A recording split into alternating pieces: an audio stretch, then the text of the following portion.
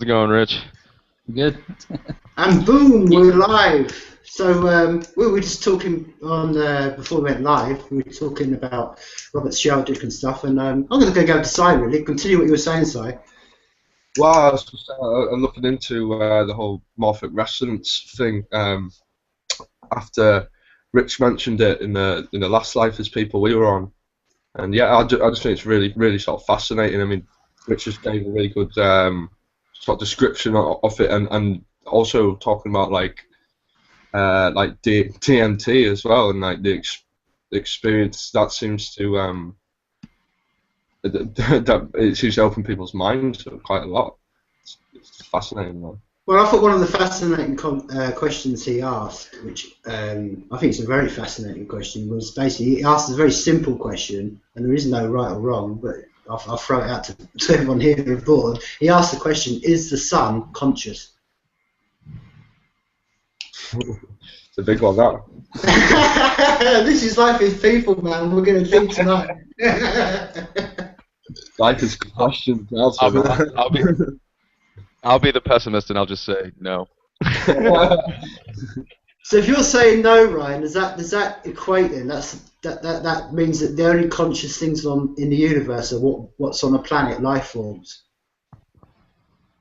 No, not necessarily. I mean, if you're talking about the sun and specifically being, it's the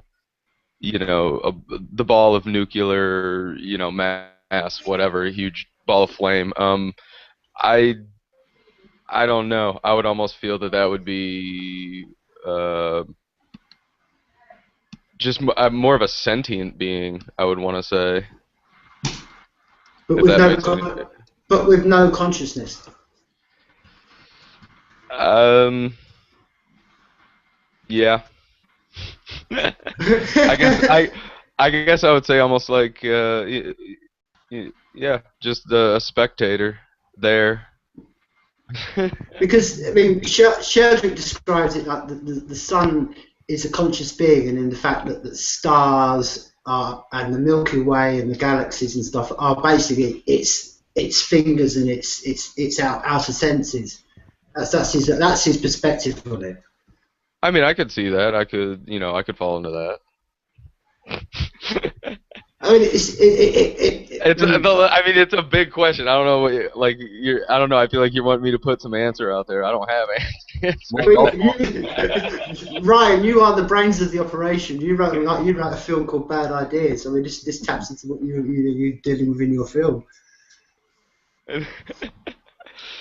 Yeah, but I well mainly like the thing with bad ideas and like the whole one of the things I really loved was the speech that I gave at the end, which was basically like it was relevant to the movie, but at the same time I wanted people to think outside of that, which was basically the line was something like you can ask yourself a million questions about who killed who, what happened here, what did this, when did this happen, et cetera, and the minute you stop asking those questions, that's when you wake up. And I, to me, that's one of the things where it's you wake up to this reality. You wake up to just what you actually wake up to. If you sever all your ties and like stop thinking of, right when you wake up, like a song pops on the radio and your alarm clock, and you think to yourself, "Oh, I hate that song." It gives you like memories back.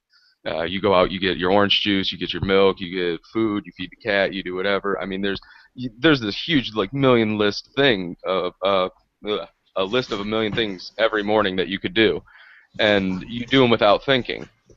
And if you actually stop thinking and stop doing those things and just like actually live and breathe in the moment, there are certain things that you become aware of certain relevances, and not having to the physical stimulation of the world, the going out every night, partying every night, using drugs, using alcohol as much as possible, going out and trying to meet people all the time, going out and like racing cars, being dangerous, living fast, a lot of those things you don't really have to do those to experience life. Life is to me in the moment, and that was kind of what I was saying about with bad ideas and all that, that there is this hectic world of webs of ties and things that I've talked about that we sort of corral ourselves into, and it's not the way it has to be. And as far as the sun being a conscious, yeah, sure, I'll switch my answer. I'll be an optimist now. But no, like, I mean, life has to be everywhere, I guess. I mean, I guess you can't really think about it as, you know, just dead objects floating in space, because that's, I don't know, that doesn't seem plausible. Well, this ties in with what really kind of like links in with last week's podcast when we were talking to Nick, because what I essentially see what's happening in the world around us now, and particularly what we were discussing last week in the show with Nick, is it's an interesting question. Is, I mean, I kind of know a bit of that Shinto and Japanese sort of philosophy, and they have the concept that all machines that have a form of intelligence are actually in themselves sentient beings. That's why they have this love of robots. And it's a fascinating concept. What I'm trying to get to is that after what we were talking about last week, that we're going to enter an age, an era, where there's going to be an intelligent life form on this planet that isn't human. And that's going to be an interesting concept to see where that takes us and what that does. I mean, how does everyone feel about?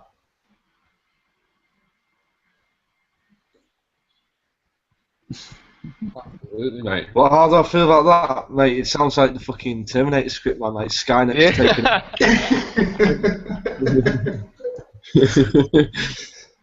How I feel about that, Tim? Very fucking paranoid, mate. Do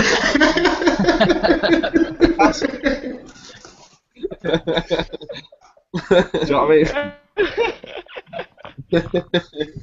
Well, isn't the paranoia? I mean, it's an interesting concept you say, but isn't the paranoia of all the fictions and stuff like that? I mean, me and Ryan have talked about this a long time, about this plenty of time. But one of the things about all people who write about the future, there's always a tendency of paranoia towards it. There's always the machines will rise, that we're going to be wiped away, and yet if you look at what's gone on in the last 15, 20 years. You can argue that we've actually got, humans have got more connected, have actually become more peaceful. I don't know. I mean, these are very, very open questions I'm throwing to the. I don't know about more peaceful. In Utah, they want to bring back firing squads. Really? What for? And Fox News actually posted it with the question of, what was it? It was like, what is the most humane way to kill a person?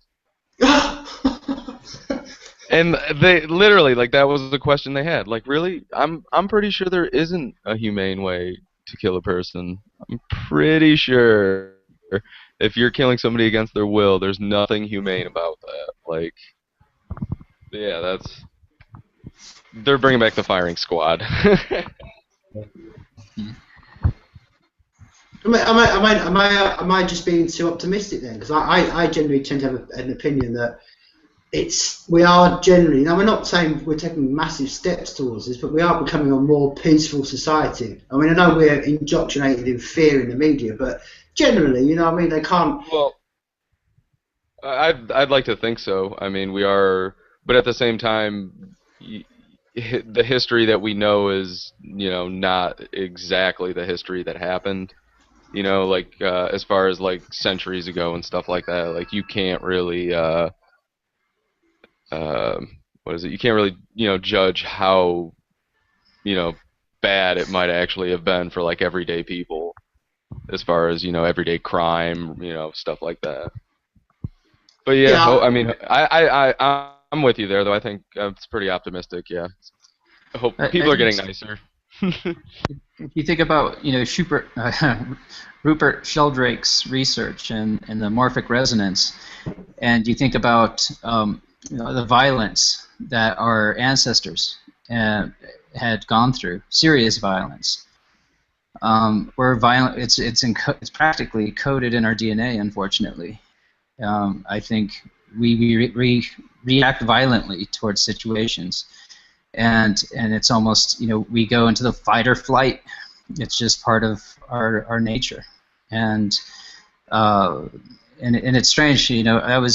While you all were talking, I was looking into the idea of the gene transfer between bacteria and humans. They're realizing now that we actually share genetics between our own bacteria in our bodies and the human the genome, which is to me fascinating, because that's telling me that, you know, we may just be vessels for another creature. You know, we're just here to keep propagating. And, you know, I think next week when Brian Sovereign is on here, I'd like to hear his brain picked about his idea that somebody else said it, but he says it on his podcast every now and then, about how maybe humans are just the sexual organs of the machine, and the machine that we are bringing into being right now. There's so many genetics in our genetic code. There's so many genes in our code that haven't been activated yet. They don't know what it's for. It could be for, there's things that we probably can do under certain circumstances that we didn't know we could do because those genes haven't been activated yet. So maybe maybe we'll reach a point where the genes that cause the fight or flight will be turned off, and the genes that push us towards doing things peacefully and you know, in a loving way. Maybe those are just genes that haven't been really activated in most of us yet. You know. Yeah, I mean, yeah. But I mean, I would sort of, the way I look at it, and I mean, some of my things why I tend to be optimistic about life is that when you look around the most people around you, most people aren't in conflict. Conflict is caused by tension. You know, like if you walk into, I often think, Rich, I mean, you know, you're in the part of the world where you've got LA and California. I mean, what a madhouse that it's in your doorstep, relatively. You know, that's what causes stress. When you're sandwiched between Mexico City and LA, which these are the problems. But if you look around you, I mean, you know, the boys would know that when you live in Richmond. I mean, there's not problems in the general life. Everyone seems to get on with each other. Do you know what I mean? You all walk the dog, we all chat with each other. I mean, am I right or am I wrong? Well, I think where I'm at, you know, you don't have to leave the city. You don't have to go very far from the city to find peace and tranquility. There's, you know, it does come down to, yeah, I think when you have metropolis with so many people cluttered in one area, you do tend to turn off certain things. I mean, I don't know who came up with this rule, but there's the idea that we can only have up to about 150 real, genuine, close relationships. That's what we're wired for. We can't really, you know, people who have thousands of friends on Facebook don't have thousands of friends. On Facebook, they have thousands of admirers, or at least people who's interested in some facet of their life. So we don't really have, when you live in a huge city, it's almost, you know, you see these people passing by you, but there's no real connection there. And then, of course, when you bring the fear aspect into it, where you think, oh, this person doesn't like me because I'm white, or, you know, black or brown or whatever, and you get that, you know, that's like, wow, I'm in the wrong neighborhood. I remember when I was in Dallas, and I pulled off the side of the road to get gas, and the guy at the gas station who was running the gas station was an older black gentleman, and he said, you know, you boys need to get back in your car and just get on out of here. There's some young guys looking for guys like you. And I was like, you don't have to tell me twice. You know, I got in the car. You know, because there's so much, the racism is still very alive and well in the big cities, especially. You know, and I don't know. I don't know what's going to go on with that. It just seems like there's such a big hurdle to get over. I hope. I mean, I really hope. I feel strongly that, yeah, the great majority of people realize that, hey, it's not about color, and this division that comes in is a lot of times reinforced by mainstream media and the news that they decide to let out there. You know, like, you know, there's a very real possibility that the cop who shot the young black man in Ferguson may have been attacked. He may have been. There's witnesses who said that he was being attacked by a 6'2", 200 pound, you know, however big he was, he was being attacked. And if that was the case, if that was really the case, then it was self-defense. Maybe, but then maybe it was all wrong to begin with. Maybe he was really screwed up for doing it. Nobody really knows, but the fact is, people have already made up their minds without knowing the facts. And so you're going to have people who think he's innocent no matter what, people who think he's guilty no matter what, and the people who think he's guilty may riot. They may say, fact is, I don't think police should be carrying weapons. I don't. If they want to disarm the general public, then they need to disarm themselves first. I mean, come on. It's one of those cases where you can be a peace officer. They don't even use the term peace officer anymore. Now they call them officer of the law. Yeah. Peace officer went out the door a long time ago. They're not about keeping the peace anymore. Apparently, they're about. It seems like it's more inciting the violence than anything else. And there was I didn't read the details, but a 12-year-old kid who had a BB gun was shot in some city in America recently by a cop. And a kid walking around with a BB gun was shot by a cop, and it's like, really, it seems like there's a disconnect. The judgment's gone out the door. I don't know what's going to happen. It does seem like it's a cauldron. It might simmer over or boil over, and a lot of people are going to get burned. Well, that's I think one of the solutions to this, and I mean, I think of bands like the boys are doing. I met the boys first time. I don't know if you remember this too, boys. When we met in Unity gig, and I think that's a very appropriate word, unity. And it was saying that you were very particular on, and I know it's something that comes through all your lyrics and all your vibe about what you're trying to do is to destroy this. As I wrote in the blog piece I did the other day, we've got a choice between love and fear, and I think you boys and bands I hear around and people like this, the creative, are the ones who are standing up for love. I mean, I know that's. I mean, is that something I'd love to hear you to expand about from your side, being a band? Yeah, I mean, sorry, mate. Oh no, I was going to say I agree. I was listening to your music again. I was running your playlists through on SoundCloud the other day, and I really do enjoy your lyrics. They're very strong and important, to listen to. Thanks very much, Rich, mate. Yeah, man. I mean, it is sort of channeling that sort of positivity and like through sort of darkness as well, But I think it's just important, like, to channel these energies into whatever sort of outlet you may have, like be that like painting or drawing, music or anything really, like sports,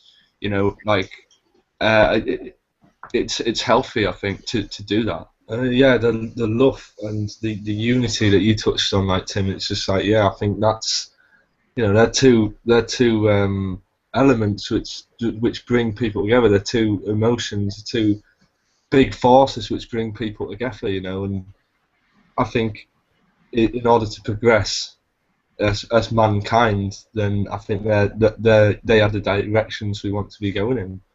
Totally agree. Absolutely. Well, yeah, they are, because these are the things that, like you just said there very perfectly. These are the things that connect us. I mean, the hatred doesn't connect us. That breaks, severs. And when you get down to a lot of the reasons what fear and hate are built about, they're usually built on dogmas and people's opinions and beliefs. Like you can't, you must dislike those people over there because they're not part of our tribe, whatever that tribe may be. And that's what I love about particularly bands like yourself, and we've had the Fold on. I mean, it's something you particularly that you're focusing on this very single, because it's about pulling people together, following the lights, and saying that, look, okay, it's okay to have your own. I mean, you two from Yorkshire. Look at us all. We've got people from North America. We've got people from Yorkshire, from Scotland. We can all have our different perspectives and viewpoints and stuff. But it's like you say, in all of, I think, comes very strongly what you put out as a band is the idea of, despite our differences, like in nature, we can all coexist on this one rock, because at the end of the day, as we said before the podcast, we're just floating through space. We're just on a rock that's just tumbling through space. You know what I mean? That's when you actually when you put a big perspective on things, as you, Dan, often say, fifth dimension shit, man. I mean, this is a bigger picture of things. Totally. I do. Totally agree with that. And like, yeah, it's in terms of like fear and stuff like that. It's just, it's just manifested from our own insecurities in a way. It's like, to quote the band The Eels, it's like a careful man tries to dodge the bullets when a happy man takes a walk. So it's just, I think it's important to just embrace the moment, and like you always say, Tim, it's exciting times we're living in, and it's all about the choices, my man. I mean, is it something that you have always? Is it something that you kind of like when you tap into that creative? I want to discuss this because it's something that we've raised with the blog for Calm, with the whole single. One of the things I try to explore in that whole article was the fact that when we tap into that creative, I tend to find it always tends to be a positive experience, and what comes back to me is positive. I've written dark stuff. I've written some really dark poems. I've drawn some really dark paintings, but I've never felt a negative emotion on that when I tip into that creative element. Is that something that you two and Ryan and I'll open up to everybody? Is that something that is something that's shared amongst? Do you find the same experience when you're creative? That it tends to be a positive element that comes back to you, or have you found that sometimes negative elements that come back to you for that creative process? I've never put hatred into really anything. So yeah, I mean, even if you're writing something dark or something, whatever, I always try to. And just like the end of Bad Ideas, I think it is fairly optimistic, and that's kind of what I try to do with everything. I think some sort of hint of optimism there, and not just it's all shit, which. I could easily write that. I was listening to the podcast, Joe Rogan's podcast again yesterday, or it was 2 days ago, and they were talking about maybe it was yesterday. He had on a doctor who studies humor and what makes things funny, and they got into the situation of creative peoples, and they had some interesting insights into what makes a good comedian. Did you hear this podcast? Yeah, that's right. Yeah. And what I find interesting, and I think it's true across the board, is people who have had a lot of challenges in their life, intense challenges, that almost traumatic challenges, in fact, tend to be the best creatives. Sometimes, and it seems more often than not, they have something that they need to work through, and they find an outlet, whether whatever kind of outlet it could be, music, comedy in his case, painting. And I think those traumatic experiences cause us to go into that well, that we all have, that we normally don't tap into because we don't need to. And whenever you are going through intense experiences, it usually pushes people, it polarizes them.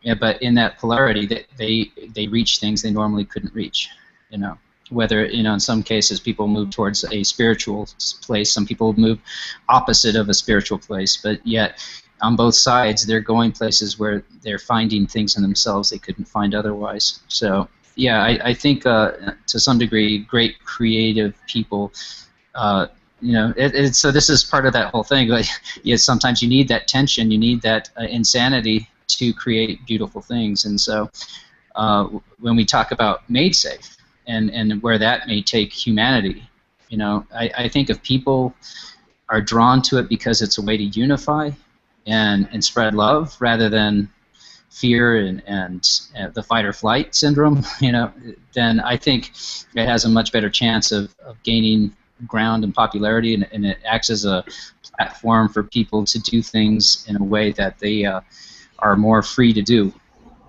Whether isn't that nice that we'll have a platform in the future that nobody can say, oh, he said the F word, we got to take that off, or oh, they used that image there and that's copyrighted, they can't use that. Well, guess what?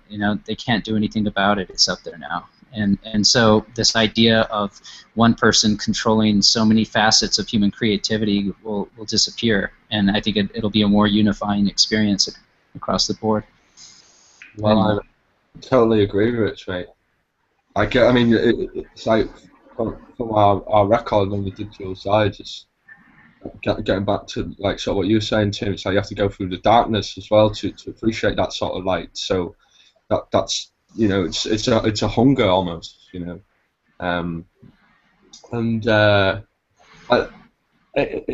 terms of I think generally like when I create something like the overall response that I feel towards it is a positive thing, but like I think it's good to dig deep within yourself sometimes, you know, and go write some lines like I fucking hate myself when I'm sober. Or Well, that Great taps, line. well, that taps exactly what Richard was just saying, because as we all know, I mean, we all tend to be creative people here, is that when you're in that moment, you don't think, oh, I can't put fuck down because I must put the F word down. It just flows. And you don't have, nobody should have the right at all I should never be able to come to you boys and say, oh, well, look, lads, I don't really think what you're talking about in this song is that appropriate. Because you can just turn around and say, fuck off, because it's what you do.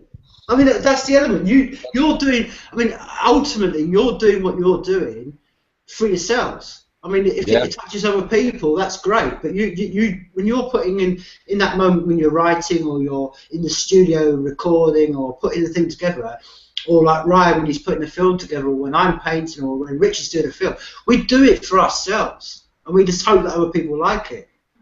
Yeah, man. Just try do it for yourself, and then let it resonate, man. And you just feel positive, like you were saying before. It's just like, even if it is a dark, whatever, like I've written before and I've been, you have feelings of anger and things like that, but it's that outlet, and every time you create, you put this negative energy into something creative, I automatically feel positive. It's an instant thing. I think it's important because we all have to. It's part of our human nature, like we're saying, the fight or flight sort of mentality. And if we take these sort of feelings and just fucking put them into something creative and that you can feel the positive out of it rather than affecting each other in negative ways, make something for yourself and you feel positive about that. And I think that's very vital, right? Yeah. Well, I do. I think this is one of the things I say that I think we're living in the greatest of days, because look at the ability. We've all got the ability now to connect. Now, I want to speak for myself here. I went through some really dark times when I was 19, 20, 21, and I had nobody connected because I felt the world outside me didn't understand me. I felt the world outside me was on a different track. I didn't have the form of communication that I do tonight. And I think this is one of the things that, well, like we were saying, like Rich was just saying then, about what MaidSafe are doing and what other technologies generally are doing, and making us all have the ability to connect with each other.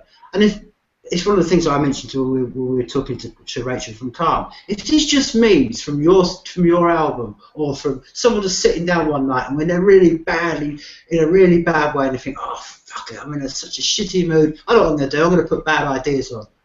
If that just saves them for that one night, then we've won. That's one human being that we've saved, and that is all that's important to me. And I think this is what I love about what you boys stand up for, particularly, is you're real, and we live in a world where there's such fatuous, shitty bollocks around us, and you here you are, two guys in your 20s. Would it be easy for you to sit around and go to football and just having a piss up every night? You're not. You're standing up and you're doing things, and that's why I always say that, big up to you boys, because you are. It's a brave step today, and I know we talked about it through the week that you've had a lot of responses from the back of what you've done from standing up, and that's the proof of what we're talking about, because you're standing up. And I think more people in this world need to stand up, not for themselves, because they need to realise that by standing up, you can help one person, and that's all that's important. It's as much as you do it for yourself, you're trying to do it for other people.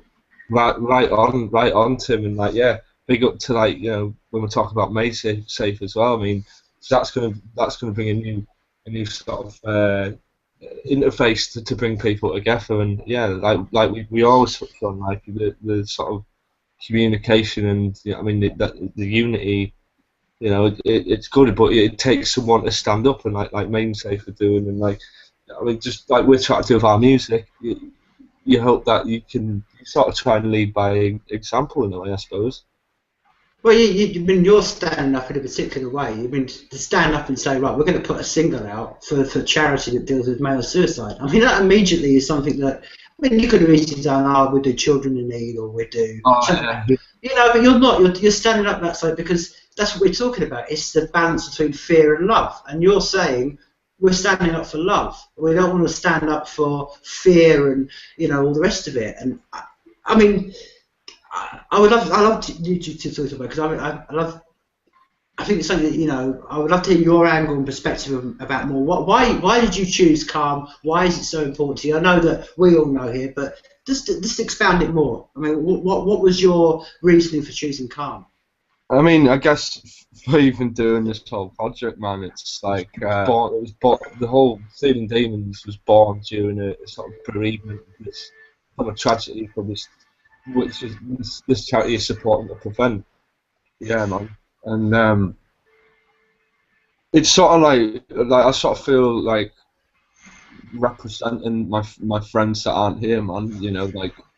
So that's why it's put a lot into it, and like so yeah, we thought calm and perfect because we really like admire what they are doing and like feel that what they are doing really needs addressing a lot more. When you look at the statistics and that, there's which you've talked about before, man. Like 12 males in the UK take their lives every day, and that's a bigger killer than like like car accidents, things like that. It's the same in the US. I don't know if you saw that. There's an article that Domeland had done this week.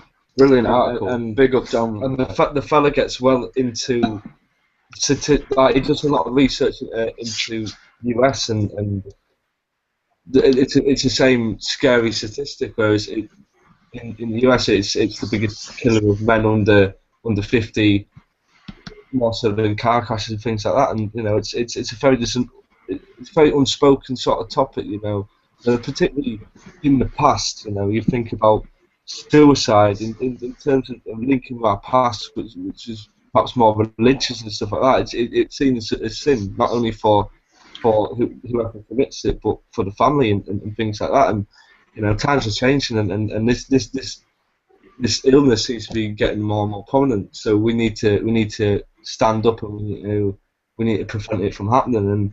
And that's what calm stands for. And yeah, we just feel we see from the same hymn book, and we want to do all we can to bring as much attention to them and their cause. Well, yeah, I mean, I wrote in the blog that I think this is a very perspective way of putting it. It's like saying 12 men a day in England and world die from suicide. Let's put it in another way. If we woke up tomorrow morning and we heard that Arsenal first team would all commit suicide, how much news would that make? And then if we went, okay, we had a whole day trying to get our head around that, and then we woke up on Tuesday and it was Man United had done the same. And then on Wednesday, Newcastle, and then on Thursday, Leeds, and then on Friday, Tranmere or whatever. And how long would it take before this problem was sorted out? Because it's not those people, we don't talk about it. I mean, I know, Dan, we were talking through the week, it was like that stat that more American soldiers have died from suicide than have died in the Gulf War. I mean, that's horrific stats. Yeah, absolutely, absolutely. Scary statistics, man. Yeah, so it needs addressing. And that's right. And the more people talk about it, the more this thing around it is going to be alleviated, and hopefully more men in particular will talk about these things. Yeah, I mean, it's one of those things. Why is it why is it with men that we don't want to talk about this? I mean, I know we know all the sort of stereotype answers to this, that we're men and we're brave and all that, but really, are we? I mean, I think it's like that's what I love about what you show in the film, and particularly Ryan in his film, and I particularly love what you're doing with your stuff like that and the fold. And it's paid to say we're just emotional beings. Where did this lie come from that we're all we're supposed to be these big, strong, machoistic stuff? Because I've never known that in my life. Yeah, I had a friend who actually killed himself quite recently. He wasn't a really close friend, but I would have liked to have known him quite a bit better. He was interesting story behind him. He was one of the first responders when the towers went down. He was actually in my area of the woods in New Mexico when the towers were hit, and he rushed back because he was a sergeant in the New York Police Department, and he was looking for a home to move to out in New Mexico when the towers went down. He rushed back there, and of course, quite a traumatic experience for anybody involved. I have another friend who lives in the area who was a first responder when the towers went down, and that's a heavy thing to have to live through.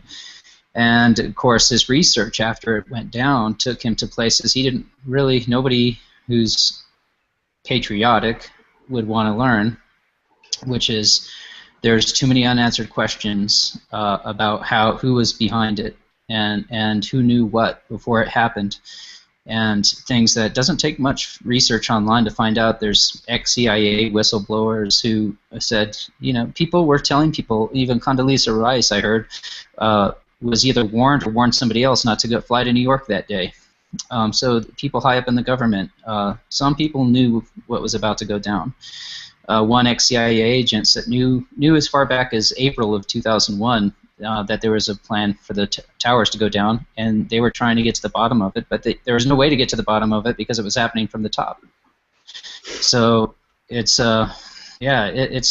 anyway, my friend who committed suicide, it was a strange thing because he was a man's man. He was a sergeant, but then he went on to educate himself about the realities behind what was going on in the world, and and he was quite educated in these aspects. He taught history in high school once he left the department in New York, and I didn't see it coming, and I don't know what was behind it. I wonder sometimes, was he getting off of some kind of psychotropic drug, some kind of serotonin reuptake inhibitor? There's definitely not enough talk about the drugs. My wife recently weaned herself from Paxil, and that was hell. A lot of people have too hard a time doing that. Because your brain has these flashes of light. Your head, you just lose yourself. You become paranoid. You literally become psychotic when you try to get off of these drugs. And frankly, these are so much more dangerous than pot. Which is something that could help out a lot of people. And the fact that it's still, there's headway being made in the States. You have Colorado, I think, is now legalized recreational use. And lo and behold, a lot of people don't have medical problems anymore because they don't need to have any medical problems to use it. So, it's one of those things. I'm not an advocate of using any drug as recreation. I don't think there's anything wrong with it. But, if I personally don't use drugs to wind down, except for maybe a beer. But it certainly should be everybody's choice to decide how they're going to wind down, and it certainly should be criminal to prescribe drugs that they know are going to change your brain chemistry so much that when you try to wean yourself from it, you will go psychotic. I think about the zombie apocalypse sometimes and how everybody likes to love zombie stories, and I wonder what would happen if they cut off the supply of all of these drugs for 3 weeks or a month. You would have cities burning to the ground because people are losing their minds and they don't know why. And I sometimes think that it's bizarre, and I feel bad for the people. And I'm not willing to say that nobody should be on them because yes, I'm sure there are people who have been helped by some of these drugs, but they're handing them out like candy to people who have no place with them, and especially children. And it changes the brain chemistry forever, and that's something that nobody should take lightly, and it should be criminal to do that to somebody without the full disclosure of the repercussions. Yeah, totally agree with that, Rich. I think it is messed up.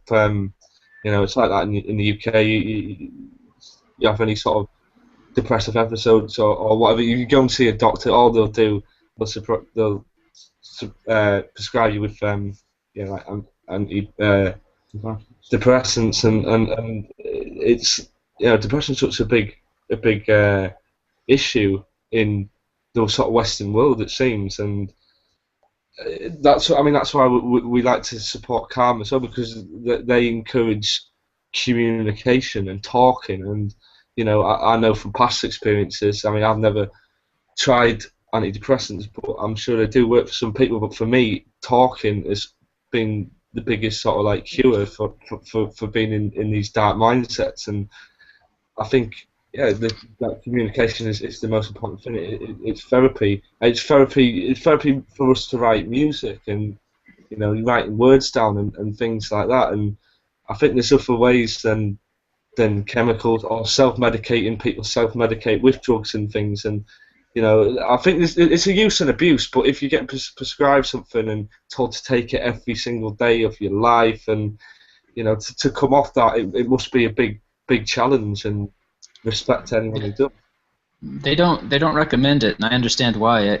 You know, my wife did have some trippy experiences when she came off of it, and it wasn't easy at all. And she wanted to go back. She wanted to give up and go back on it. And I definitely recommend for anybody who's listening who may be taking these drugs, don't go cold turkey, and find somebody who can hold your hand while you're getting off of it, because it is extremely dangerous. Yeah. Anyway, that's all I got to say about that. Yeah, no, respect to that. Like, yeah, I mean, yeah, I can speak personally about that. I mean, I don't want to go particularly into it right now, but I was involved in a car crash nearly 5 years ago that nearly took my life. And when I went to the doctor, straight away, all they did was just said to me, "Well, there, I'll take that set of pills." Now, I'm kind of like, I don't like taking any kind of pills anyway. When I found out through family members what I was taking, it was like, you know, I had someone who, my brother, who was at the time was a psychiatric nurse, he said to me, "I don't know why they're giving that to you. It's just a standard answer." And I think with what helped me through what I went through, and I think it's the same when I've read a lot into like PTSD and stuff, and you know, people, it is talking therapies. It's things like letting this out of them, not just the suppression. It goes back to a bit like Robert Sheldrake was saying. I mean, he's one of his main contentions is that because we see everything in a mechanical way, we treat all symptoms of mental illness in a mechanical way, saying, well, this chemical will suppress that part of the body, so therefore that solved that problem. And as we know, we're not just a bunch of chemicals. We have conscious thought, we have feelings, and we have stuff like that, and that's not just chemicals. I mean, one of the other things as well that, I mean, again, my brother was a psychiatric nurse, and one of the things he used to tell me all the time, he used to work with women in a psychiatric nurse in Leeds, in Jimmy's, and he would say one of the main differences between men and women is that when men commit suicide, they will actually go through it and in quite a vicious way. You know, they will put the knife to their throat, they will hang themselves. Whereas the female tendency in generalisation tends to be they will take a few pills to hope that someone will give them like a cry for, you know, help. And that's one of the differences between, I think, one of the things that if we can, just in our little way here, we can start tackling all this, because it's kind of like, what is it in the male psyche that does that? Because, do you know what I mean? That's to the point that any male needs to go that far and doesn't do what a female would do generally and go, I'll cry out for help. These are the issues that I think you're trying to tackle in your single. I know you try to tackle in your film. I mean, I don't know. I'd like to hear you know, open it up. I mean, we haven't heard from you, Ryan. What were your thoughts on all this? You've been very quiet. You picked the quiet subject for me, Tim.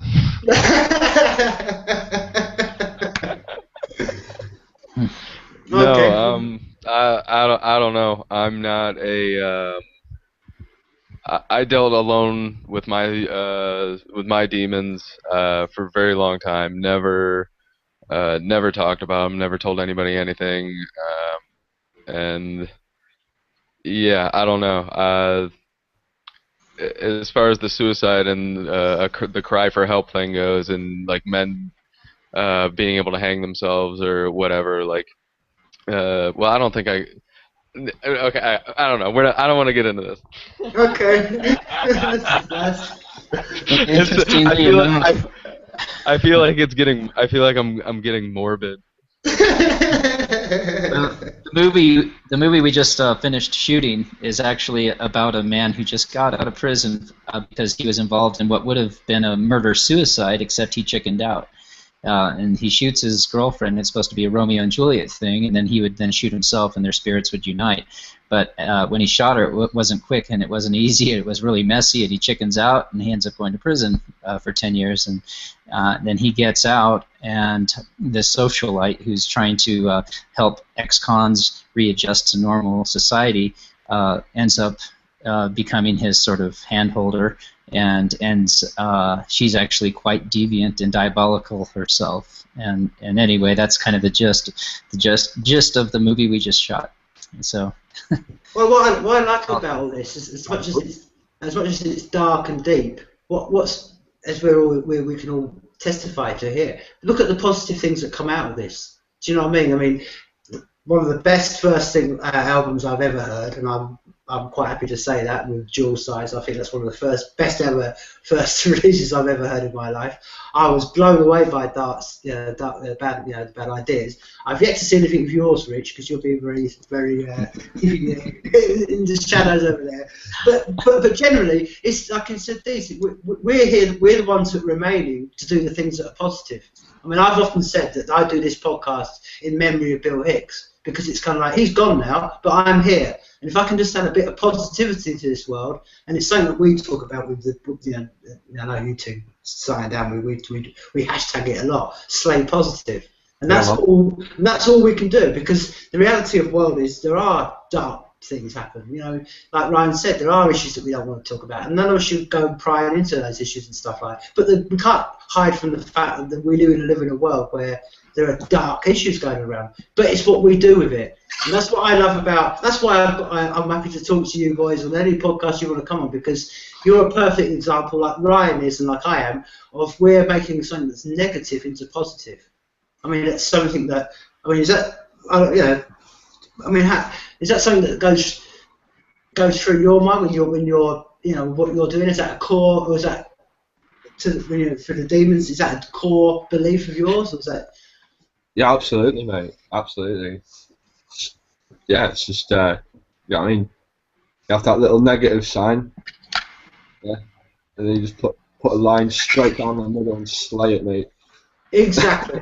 And that's slaying positive, man.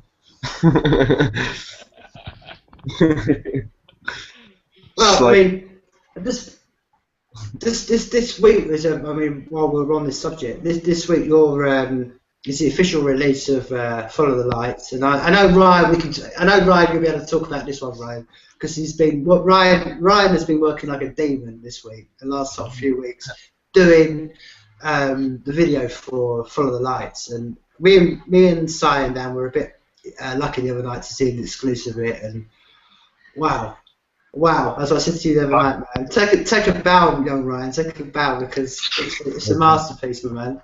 Yeah, well done, my man. Yeah, I thought it was a good one. I like it.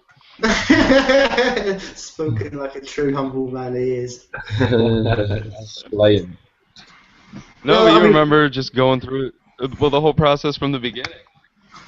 You know, just trying to corral, you know, people to doing it, and then, you know, I would tell you like every night that I got footage, and I think it was only like 3 nights where I had actually gone out and done filming, and there was one night where we wanted to go out and it rained, so we couldn't film that night, and then it was like 2 weeks, I think, before anything happened, and yeah, finally I was able to get footage, and I think you probably could tell right away how happy I was that I was like, I finally have footage. I have footage. Like, there's something here, and yep, every step, just getting. That was the reason I really actually love that song, is because even when I was doing Bad Ideas, you know, I had never done a movie before.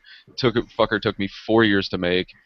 Had to learn everything as I was doing it, and you do realize, you know, all the little things, they really make a difference especially when I was trying to do something as big as the 2-hour metaphysical nightmare that Bad Ideas is. You know, it was a nightmare to try and keep all that stuff together, but as long as I had it there, and as long as, you know, if I had a checklist with 1,000,000 things on it, it really didn't matter, as long as I was constantly checking things off. If I could check 4 things off a day, you know, every step was taking me towards the top of my list. Right on. I mean, one of the things that fascinated me, Ryan, is the fact of how your budget for is, because you can when people are going to see this video in the next sort of months and years, it will look like it's been some high budget. You've had loads of extras and stuff like that. I mean, Ryan, go into the. I mean, sort of like tell Richard and the boy, just generally people listening to this right now, how much exactly did this cost you to make? Easily less than 100. No, I'm good. I know I bought a fog machine, and I bought a strobe light, and the strobe light was too small, and it really didn't work, and I never ended up using it. And then the fog machine I had hooked up at one point, but we never ended up using it. And yeah, I think I bought the one mask. There's a mask that has a beak on it, and I bought that one. I bought the paint for it and the gloss, painted that. The other mask I actually had. It was a leftover prop from the movie. Painted that, and then for the third mask, I just put the two masks on top of each other, and made it look like made the beak look like a horn. Yeah. So instead of a third eye, there was a horn coming out of it, and yeah, it was the suit that one of the guys is wearing was from my. It was a prop from Bad Ideas, which was actually a suit that I wore to my junior prom. It's a pleather alligator skin suit. It looks great for any occasion. And my dude Nate already had the beard. It was already colored. So I didn't even, because we had just had Halloween, I think, like 2 days prior, and so his beard was still red from that. So I really didn't have to buy anything. I already had like two, or I think I bought a fog. I did buy a light that I think might have been $40, but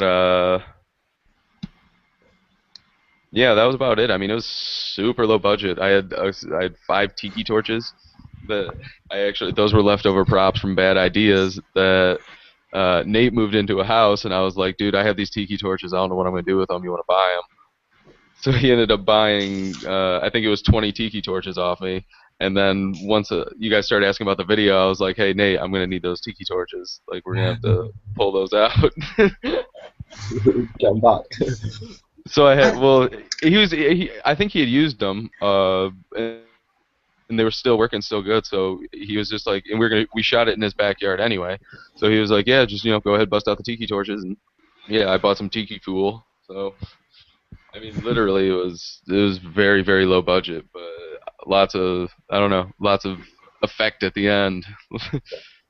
Right, when you're shooting that, will you or did you have the track playing so the girls were dancing in tune to the track, or was it just you recorded them live and then put the tracks? I mean, how did that process work? When they were there's 3 different sequences that were filmed. There was one of Kaylee, who is just we filmed her solo with the 5 tiki torches, and that one did not have the music playing to it. And I really didn't even have to. When I look back at some of the clips, it looks like they're sped up, but at the same time, I don't remember speeding any of them up. And I definitely know I didn't slow them down. Like, I really didn't. There wasn't a whole lot of. I didn't really have to work that hard to like match a lot of stuff, even if I didn't film them to the music. It was very, when you're filming them and you see them going and you just see it like going up and down. I mean, they had their own rhythm and they were definitely going to it. It was easy to match. And but what else? Yeah, then the other 2 nights where I filmed Nate outside on a balcony porch, and he was just doing some popping and filmed that. And then the other 2 girls, he was the only one that actually had the music. Was Nate doing the breakdancing, and it was freezing cold that night, and he did the song one time through, and that was it. I had 3 minutes of footage just off of that, and like it was done after that. There was no way of getting another one. It's the results. Amazing, though, mate. Yeah, fantastic, brilliant. So, do you have another project right now you're working on then, Ryan? Is that what I'm getting? We're trying to get some quality issues cleared up on YouTube because I don't know. YouTube doesn't want to recognize my 720p video, so Hmm. it's looking pixelated, and yeah. Yeah, but I mean, do you have another project you're working on right now? No, I have tons of projects I'm working on always. It's just a matter of finishing something. I hear you. I know the But feeling. specifically, no, not really. But I will probably make a decision of getting into something. Well, I know that talking about future projects. I mean, you boys we were talking about the other day. I mean, you're planning to do your next album. What, next summer? Is that when you're able to drop your next sort of project next summer? We'll see. We'll see. We're waiting. Oh, so hoping. Nah, man, we're waiting for Beat Demon to get back, and we'll probably drop some singles into the new year, a couple of tracks and stuff. But as far as like a cohesive sort of record, we'll just see, man. We got some stuff, man. You know we got some stuff, Tim. Sometime next year, I think. Yeah. Why don't you all get your passports and you all come out to New Mexico and Ryan can come out and direct and I'll put you all up. That's it. We'll get another record. Like that idea. That would be fun, huh?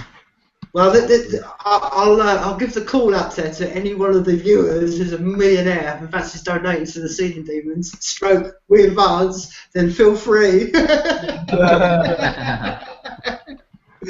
a check out to cash. Make a just put it up on Indiegogo, see where it goes. That's it, man. No, man. But yeah, I mean, I'm really excited to get some new stuff out, man. I mean, it's just it's all about the time scale of doing these things. So yeah, so we're sort of waiting for when George gets back, and that hopefully we'll have something quite cohesive. And 2015 could be the year of the demon. Will you kind of like almost regiment yourself to write maybe 20 songs, or will you just kind of like wait till it comes up and then do it in the moment? I mean, or don't you have any kind of, there isn't any kind of rule? We're sat on no rules. There's no rules. We're sat on some tracks at the minute, and would like to perhaps put them out as a release. But I'd like to get into the studio at some point this year and just like literally fucking like a few days, weekend, whatever, just get in, record from scratch, beats and vocals. Yeah, maybe taking a notebook or something, but you know what I mean? I want to try really like I want to try create more on that impulse sort of vibe. It'd be interesting to see what we can come up with. Whether that would material into an actual release, I have no idea. But it's always good to experiment and try your creativity in different ways. As an artist, I'm sure you know the same sort of thing then, Tim. And likewise with you boys in your films, just there's many different ways you can approach doing your craft or whatever, and it's good to experiment sometimes. Well, that's what's been fascinating about this whole Follow the Light. I mean, it's just been one huge collaboration. I mean, and I think it's one of the. I found, I can only speak for myself right now. I found it immensely empowering. I found it, almost intoxicating. I mean, I don't know if that's just my perspective on it, but I've loved the idea that, I've often said this before. 2 years ago, 18 months ago, none of us knew each other, and here we are, and we've got this now that's been left. I mean, if we're still around in 20 years' time, or we haven't been kind of like fully simulated into the machines, we're all sat, warmed up baths just with our minds just switched into some sort of battery operated system. But if we're still around, you've left these things, I mean, and that's what I love about it. And we all met and we've all collaborated and we've left another milestone and another milestone and another milestone. And I think it's one of the things that like Rich was saying about, and what we all, I keep saying about is things like the technology, like things like MaidSafe. These are going to help this process even more, because the idea of connecting, to me, is one of the greatest things that we're seeing going on around us right now, with the ability we can all connect, because we can. I mean, look where we're doing this podcast right now. We've got people from all angles and walks of life and all parts of the world, and And I'm really excited. I know it's one of the things that Ryan's mentioned before. That what I love particularly about having you boys on and kind of like watching your albums. It's like Ryan said before. We've got you from the beginning, and I'm gonna love watching what's gonna happen in the next sort of 10 years and stuff, because people who've gone and seen you live, they will know it. Some of the tunes. I mean, there's a tune you've got called Illusions, which is a million miles, well, not a million miles away, but it's a big step away from, say, Heartstrings or from Someone Great. That you are progressing, and I think it's, that's what I say. It's one of the things I love about being associated with you boys, is that I can watch you lot grow, and it's going to be a fascinating ride. Blessed, man. Very blessed. Yeah, man. Flower and thrive together, my man. Exactly. You know what I mean? And, maybe one day we'll get Ryan to make a film about you. The doc picture of the Sicilian Demons. The documentary. A biopic or a documentary? It's just print the legend, man. Like, yeah, I mean.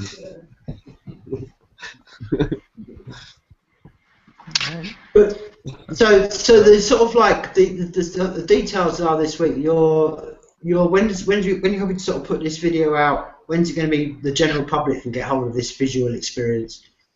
Well, we're just tightening up a few screws at this moment with YouTube and that. But hoping to be this week, like, yeah. And then the single's out on the 25th, so on Tuesday. And then we've got the launch gig on Friday in Leeds at the 360 Club, so it should be popping off a bit this next week, man. Well, like we said, anything that raises the awareness of, like we were talking before, anything that raises the awareness of calm, and I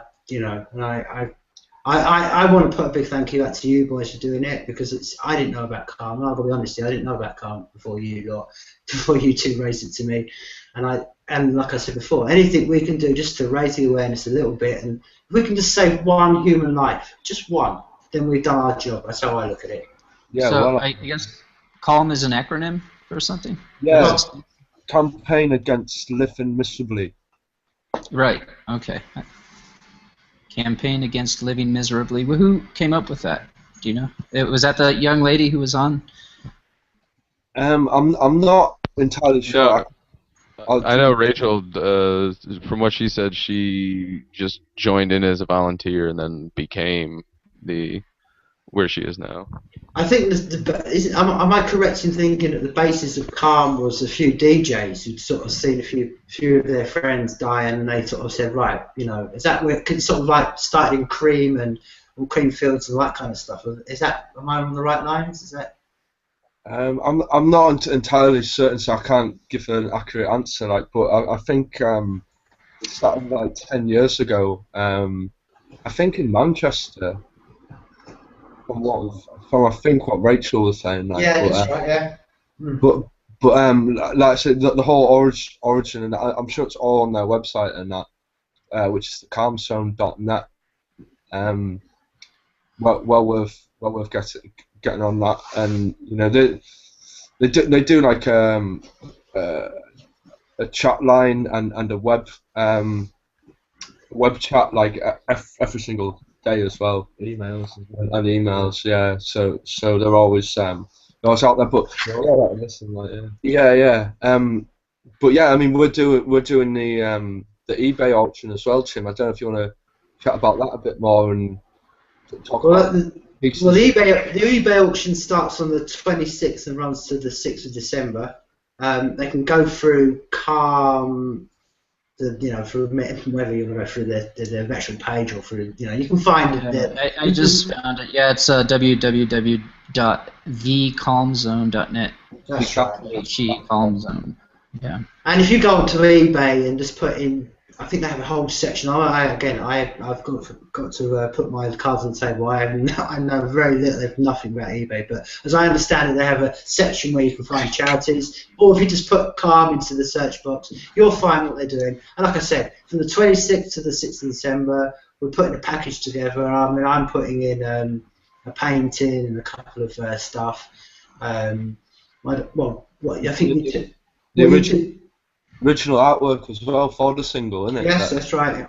That you've done, Yeah, which is beautiful, man. Yeah, Like, it's absolutely stunning, mate. It's absolutely brilliant. And then we've got T-shirts and copy of Jules' copy of Sides, the album signed and copy of Amputated Spirit, like CD, with a few goodies on there, a few extra tunes and that.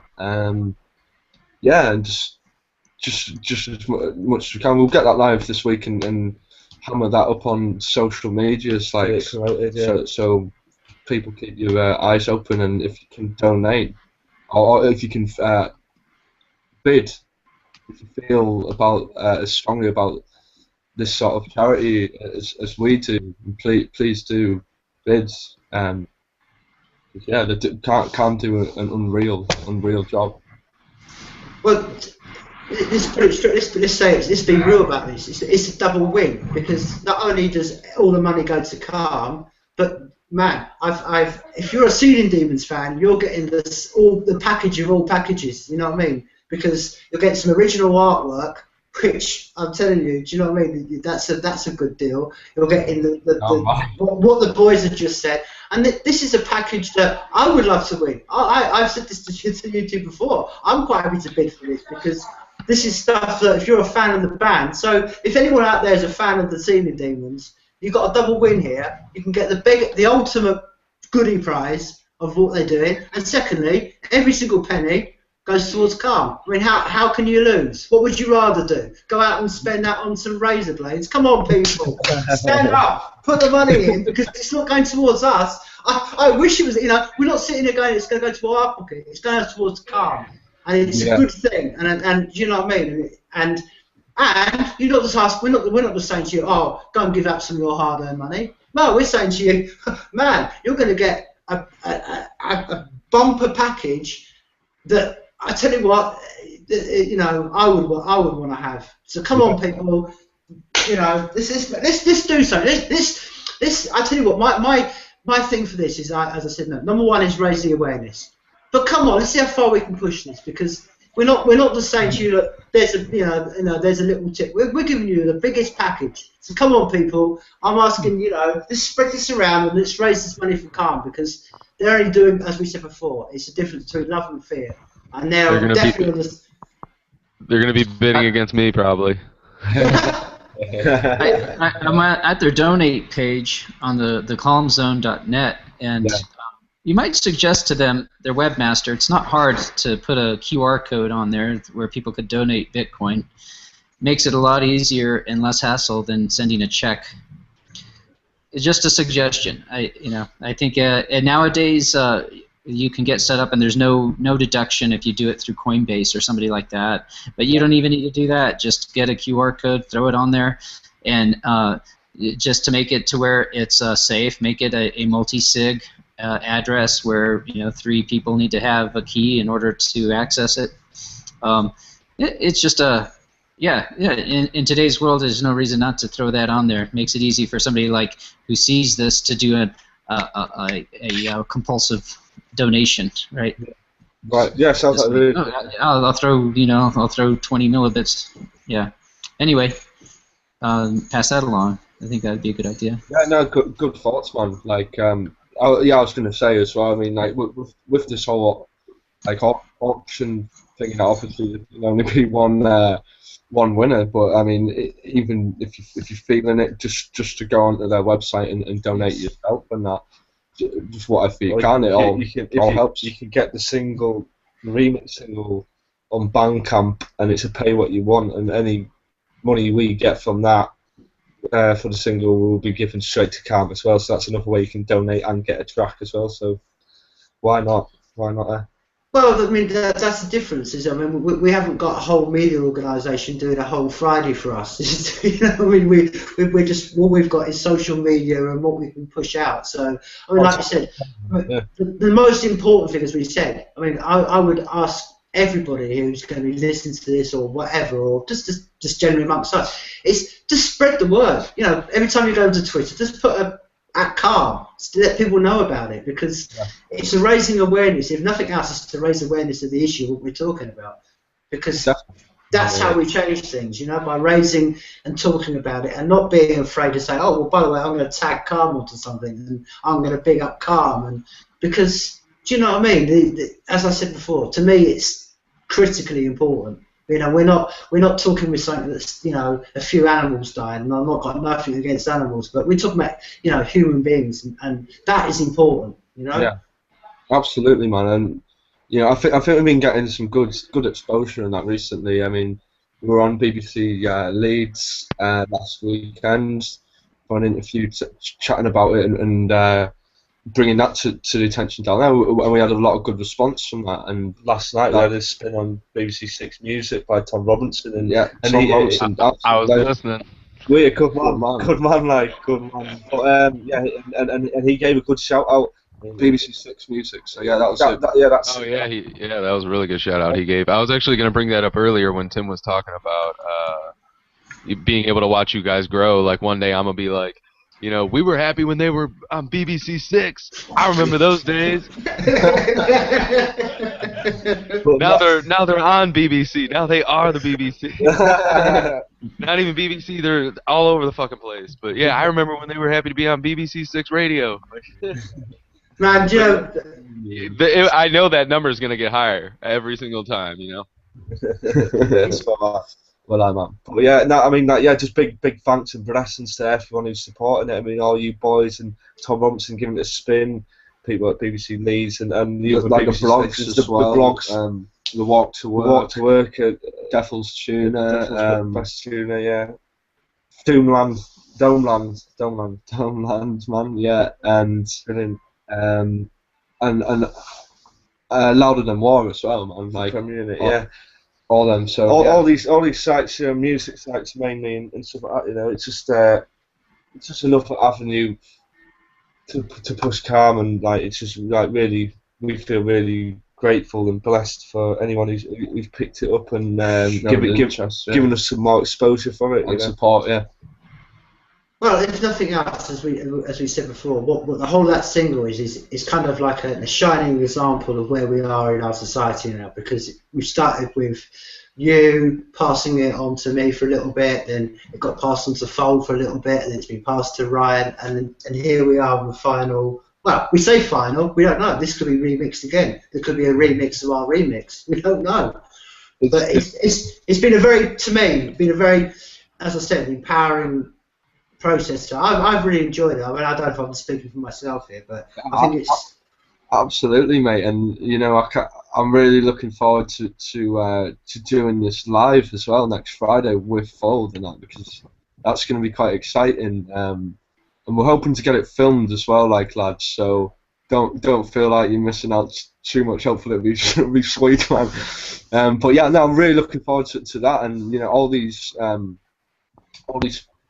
people who have been involved, and that's just blessed, man.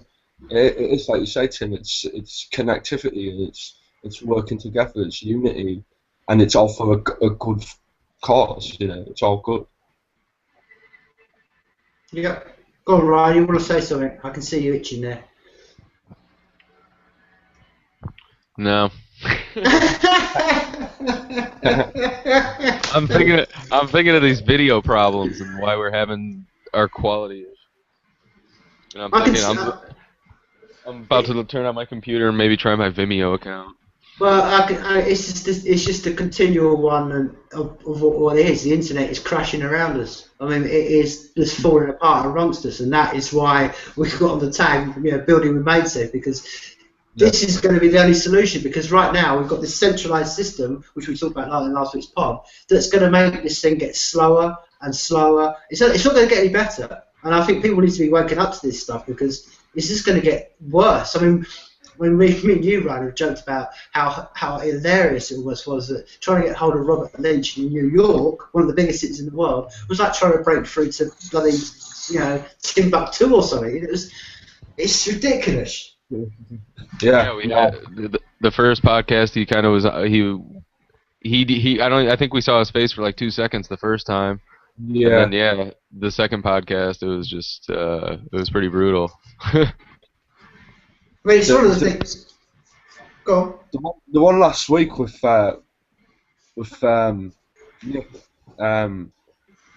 brilliant, like, mate. Like, really good, I thought, and just hearing his thoughts on everything and that, man. Well, it's good. That's what I mean. These, as I hope with that, it's a bit like the same with Calm. All it is about raising awareness. I mean, I'm not here to sell MaidSafe. I've got nothing to do with MaidSafe. You know what I mean? I just want to point the way towards. And that's why I always say to people, go out and learn as much as you can, because it's all about what's going on around us. And I think one of the things that it's very easy for people to do is put their heads in the sand, almost not intentionally, but become almost like troglodyte, and they don't realise what's going on around them. And there are things going on around them that they have to be aware of. And I think, like I said before, like you just, I'm glad that I'm happy that you say that about last week, because if it just points the way towards people saying, this is what's going on. We are becoming more connected. The central points of control are breaking down amongst us. We're as we mentioned before, it's like living in the 14th century, and the printing press is being, about to be unleashed upon society, and it's going to do it next week. Oh, go on. Next week, did you say Brian Sovereign is going to be on next Sunday? No, the 7th. On the 7th, okay. And he's another one. I'd recommend people go and check out his podcast, because he's got some great insights into technology, far more technical than I could ever get to. That's another one, because he did a great podcast the other day when he was talking. He put himself into the year 2099 and then tried to sort of like talking about what had happened in 2099, which is a fascinating concept. We were all living on floating cities and stuff. It was yeah, that was interesting. Let's see. So the 7th. Oh, that's on a Wednesday, huh? No, Sunday. Oh, yeah. Okay, so yeah, I'm looking at December. All right. Yeah, I see it now. Got it.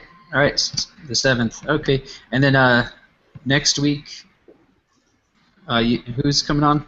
Next week is, I don't want to sort of like, I think I'm going to give this sandwich over to Si, because Si can give him a good sort of like an intro, or tell us all about who he is next week. Next week is a very interesting gentleman called the Wighead. Now, I'm going to hand this to Dan and Si to tell you more about who the Wighead is. The Wighead is Mr. Jonathan Lawrence Charlesford. Big up, man. He's a top man and a very good friend of ours. Yeah, man. So, yeah, looking forward to what he's got to say on the podcast. He's he's a Richmond lad. He's an inspiring music producer. He's been making some very interesting, some really lovely beats recently, and he's been getting it picked up by the local BBC, introduced in radio stations and played on there. So he's doing really well for himself, and he's just sort of he studied music for a long time. He actually went to college with us a number of years ago, studying the same music course. But so he's always been a musician, and he's always been really passionate about music. But recently, he's really into the production of it, and using different samples. And we did a beat. We did a tune called Dark Days. It's on his SoundCloud page, which I believe is the Wighead. I think it's on YouTube as well. So yeah, check out. Wighead. That's two G's, right? WHIG? Yeah, two G's. All one word. All one word. 2 G's. Yeah. Okay. Not like the Whigs and the Tories. It's not WHIG, right? No. It's WIGG. WIGG. WIGGHEAD. Well, it's just another example of what I hashtag all the time on Twitter. Is the creative rising? I mean, there's you boys, there's the Fold, there's EDT, which Dan when they came on, the Wighead, outside your houses, which I'm going to see if I can get them on the show as well, because there's so much talent rising now. Let alone the ones that. I mean, I'm sure there's other people. I mean, I'm just looking in my little corner of the world. And this is what I'm trying to say. I've been trying to sort of say on these podcasts for weeks and weeks and weeks. These are the greatest days to live in, and we've got this whole new wave rising around us. And I feel honoured just to be kind of like even witnessing it, because I've waited so long to see a wave rise. When we were talking the other night, I remember when I'm old enough to remember the new wave of heavy metal rising, and to be feel part of that was immense, because it was I don't know, a new thing coming, and I see it now. There's a definite new wave rising, and it's coming in tune or in sync with this whole new technological wave that's rising as well. And it's going to release, I think, a lot of more creative people out there, because I think there's so many creative people out there that are overlooked, are not viewed upon, because they don't go out there and put their bodies or their tits on the screen, or put some, as me and Ryan will always talk about for hours, and then they put some shitty bollocks in front of our screen and call it a film. We're actually seeing bands who've got some heart and some soul, and all power to it. But I'm saying this is going on around us. There's a new wave coming in. Do you know what I mean? Hopefully this podcast will be a vanguard of the new bands coming up, that people, like Ryan said, will look back in 5 years' time and go, wow, before they all became big-headed, arrogant sods. I remember when they had a Twitter page. Yeah. I remember when they came on live to people without charging 20 grand. I remember. I swear I talked to him. Calm down, boys. But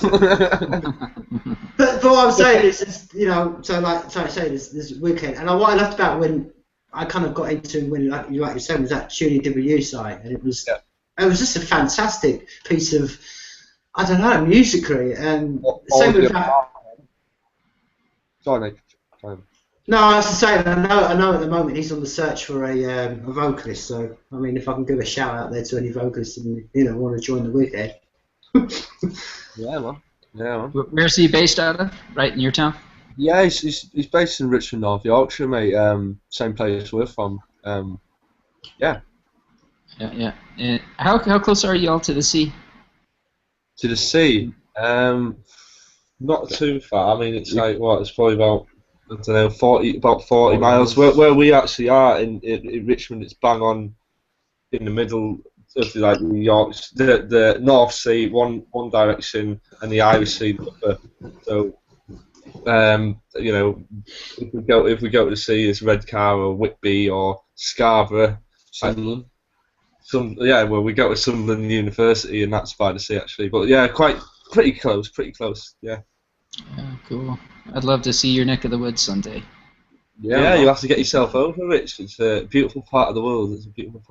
My wife's going to be going to England next year. She'll be part of some Shakespearean birthday festival of some kind. Okay. And she wants me to go. I don't know yet if we're going to be able to work it out. Maybe if I head out that way, maybe I can hop on a boat. Yeah, do it, mate. Get yourself if you can, like. Yeah, man. Yeah. Get over, come see Richmond, man. Come see what it's all about. Yeah, definitely. We'll start a gig or something for when you're here, man. So we'll have a location to get everyone down like that. So Tim, you're there as well, man. Right on. We'll be representing. I can definitely concur that Richmond is in a most immensely beautiful part of the world. I mean, it's got the whole rugged, nature, raw feel to it, but it's got a lot of history, and I don't know.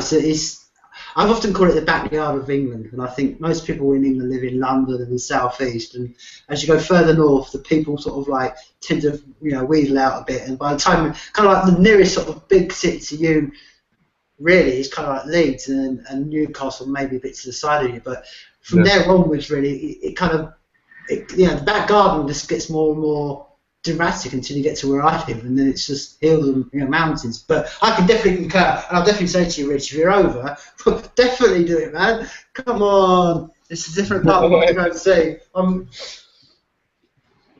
Hello, man. We can do exchange program. We'll go to New Mexico, and you come over here. We'll do like exchange program. I'm all up for that. Do you mind taking care of a horse and 4 dogs? Have you ever heard of the phrase "squatters' rights"? I don't think we'd ever get rid of us, mate. I think I'll be there for the rest of my life. You can take the horse back with you when you leave. Well, that's one of the. I mean, do you, I was going to say you've got a horse, Rich. Do you mean is that another thing that you have particular? I've always wondered what with owning a horse. How are they like dogs where they recognise you as a person? I mean, is it that kind of like a dog? The difference between a horse and a dog is horses are prey, dogs are predators. Horses react and think differently than dogs in a big way. They're very intelligent, but they're creatures of prey, and so they're very scared and skittish. They have to be taught not to be, and you have to know your way around a horse, or they can be really dangerous. So, I'm not a horseman, but after taking care of one for a few years, it's expensive too. They eat a lot. Yeah. And so if you have to buy their food, it's kind of like, really? What am I doing? Anyway, but my wife's had him since he was a little colt, and so it's like her little boy. So I guess I just have to deal with that, and he's part of the family. And she was like, because every time I have to get up early in the morning and late at night, I gotta go feed your horse. Why do you say your horse? It's our horse. And I'm like, really? I can sell him? It quickly goes back to her horse. But no, he's a beautiful creature, and you can ride him bareback, and he's a good horse. He's a tall one too. I think he's 16 and a half hands high, which is tall for a horse. I don't know I guess you have to be a horse person to know what that means. I wouldn't have known what that meant before I started taking care of Kiowa, which is the name of the horse. And do you have much sort of like praise for him? The coyotes running around and stuff like that, or is that? Yeah, we do have coyotes running around, but they don't come too close to our house because we have three large dogs that don't let them come around the house. So, but yeah, you can hear the coyotes. Sometimes they're probably a tenth of a mile away, doing their yiping and yelling, and it's really fun to hear them. We also have a lot of elk where we're at, and they have the most intense. Do you have elk out there in Scotland or something similar? Little baby deer, that's all we have. No, these elk are massive creatures, and they make this most almost probably like what you think a Sasquatch might sound like. A really strange when the cows go into heat, the bull elk will make this really bizarre sound, and I can't even come close to replicating it, but it sounds like an alien. And the first time I heard it, I was like, oh my God, what's that? And I had to go run and grab my little Zoom recorder so I could record the sound. I'm like, I got to use this as a sample on something. Yeah, send it our way, mate. Yeah, I can find it. My problem is I record so much stuff, and I don't tag it very well. So it'll probably be 80. I'll be 80 years old, and I'll be like, "What's this file?"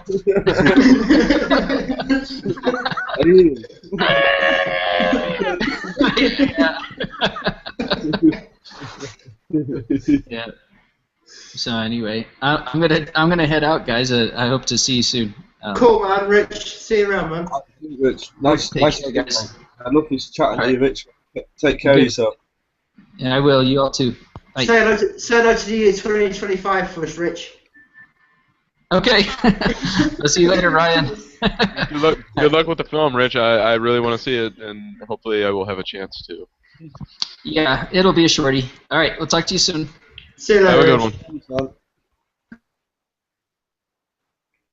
No, I was saying the most dangerous thing you've got over here is maybe a bit of a grumpy squirrel. I think that's probably about our most dangerous animal over in this part of the world. Yeah. Other than them demons, man. Well, yeah. Other than the demons. So come on, Ryan, you've been very quiet tonight, man. We want to hear some enlightened thoughts from the Ryan Master. What do you enlightened thoughts from the Ryan Master? Mm-hmm. It was a long night. It's been a long morning. And I'm eating some combos. I'm glad to be here. I don't know. I got nothing for you, Tim. Mate, that was completely perfect, mate. That was Zen master stuff, that, man. People are going to go away and study that for months. You know what I mean? Yeah, I think sometimes you know, when you, especially on social media, you always see these, you know, hallmark like bullshit expressions. I can't even tell you how many of them I see, you know, probably every day of like I don't even want to think about what they actually, or you know, I don't even want to think of one right now, but you know what I'm talking about, right? You know, it's like two lines, inspirational, something about like go off and do life, like literally something like that. And yeah, I just want one that just kind of says like yeah, I'm okay, like just something basic, something easy, something like no, I'm good, a little thirsty, that's it. Sound of the bell, mate. Keep it simple. You just yeah. Yeah, I think a lot of times we need a little bit more simplicity in our lives. I totally agree with that, my friend. You know what I mean? It's one of the things we were talking about when we mentioned with Fold. It's the thing about escaping cities is a good thing. We all need a bit of peace and quiet in our lives. Well, man. The occasional cigarette. Well, no, exactly. Happy cigarette, yeah, man. So you've got your so you just to let people know, you're playing with the boys from the Fold on Friday night, aren't you? Friday. Yeah, Dan, do you want to chat about these upcoming gigs that we've got? Yeah. All right. So this Friday, yeah, we've got the 360 Club in Leeds launch gig, which is the launch gig for the single we're putting out, and like, yeah, it's a night. There's several other bands on the lineup, all sort of local to Leeds, and that we're going to get fold up to perform for the likes of us. With Down Radio, the other bands on like Down Radio, the Terrorists, and Rorschach. And like they're all doing different things, quite interesting takes on sort of hip hop. Like, yeah, I mean, why I say interesting is because we're all from sort of Yorkshire, really, and so it should be really a great night, gathering these upcoming sort of talents and that, really, man. And yeah, that's at the 360 Club in Leeds. It's like £5.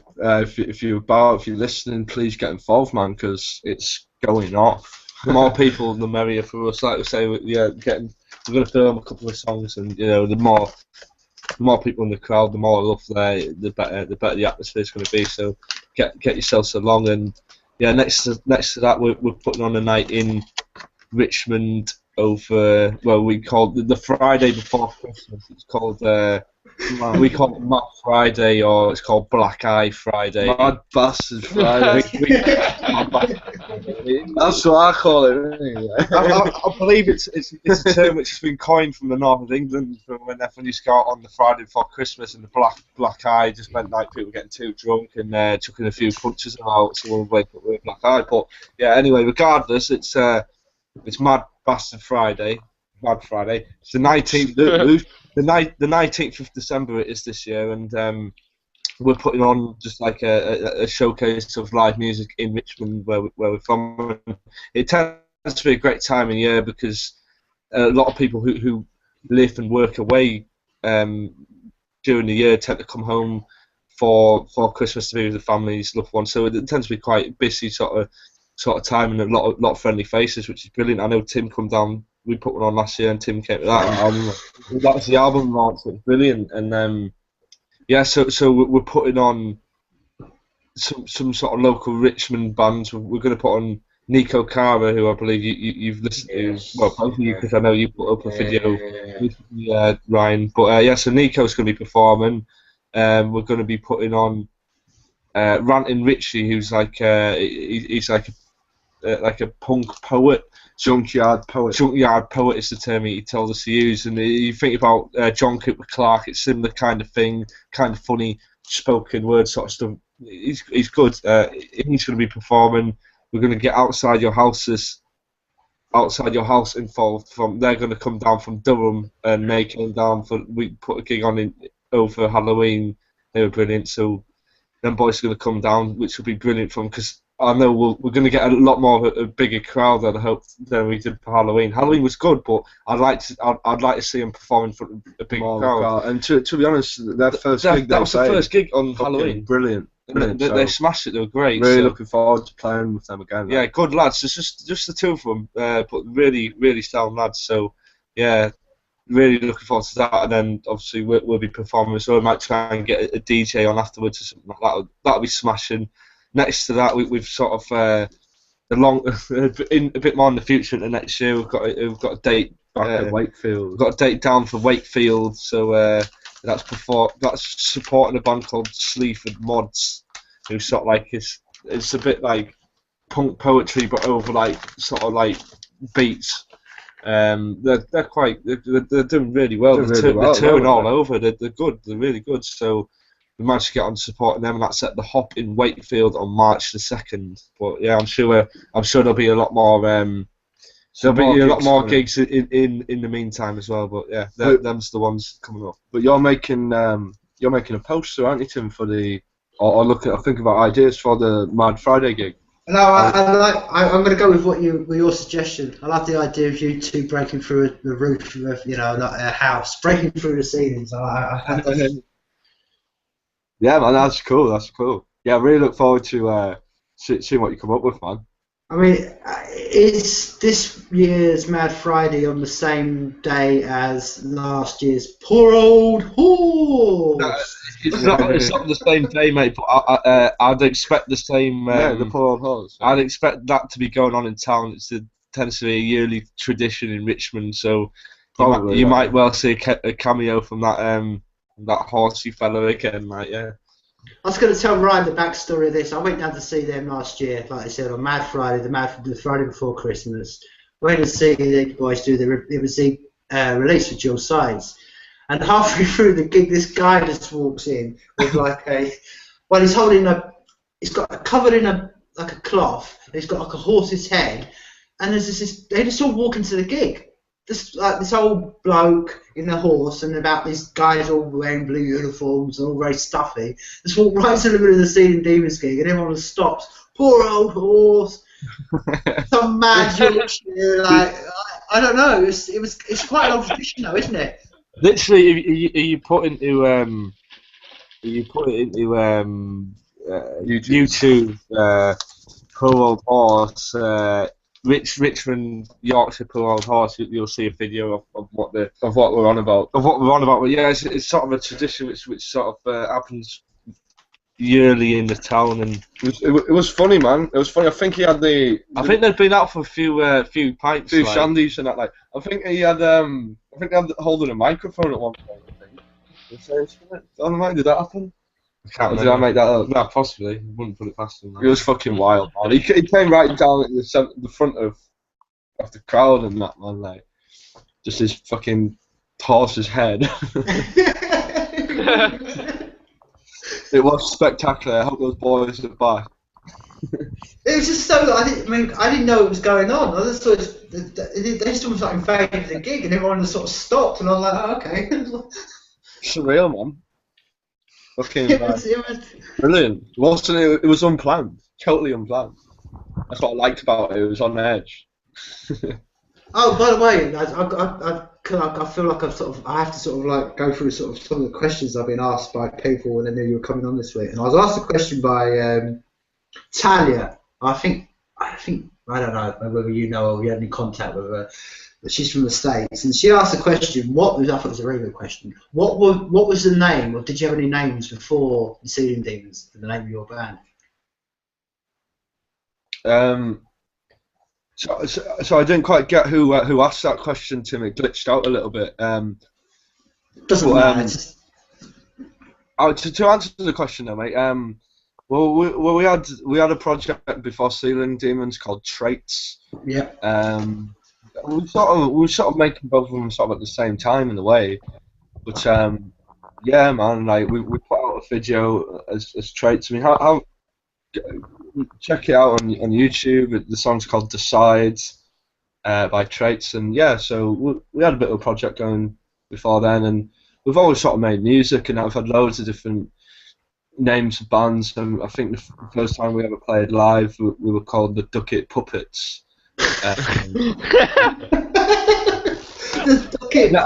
was just like acoustic guitars and doing covers and that in college. But yeah, we went under the name Castle Walk for some time, man, and fucking yeah, we've had a few different names, man, a few different names.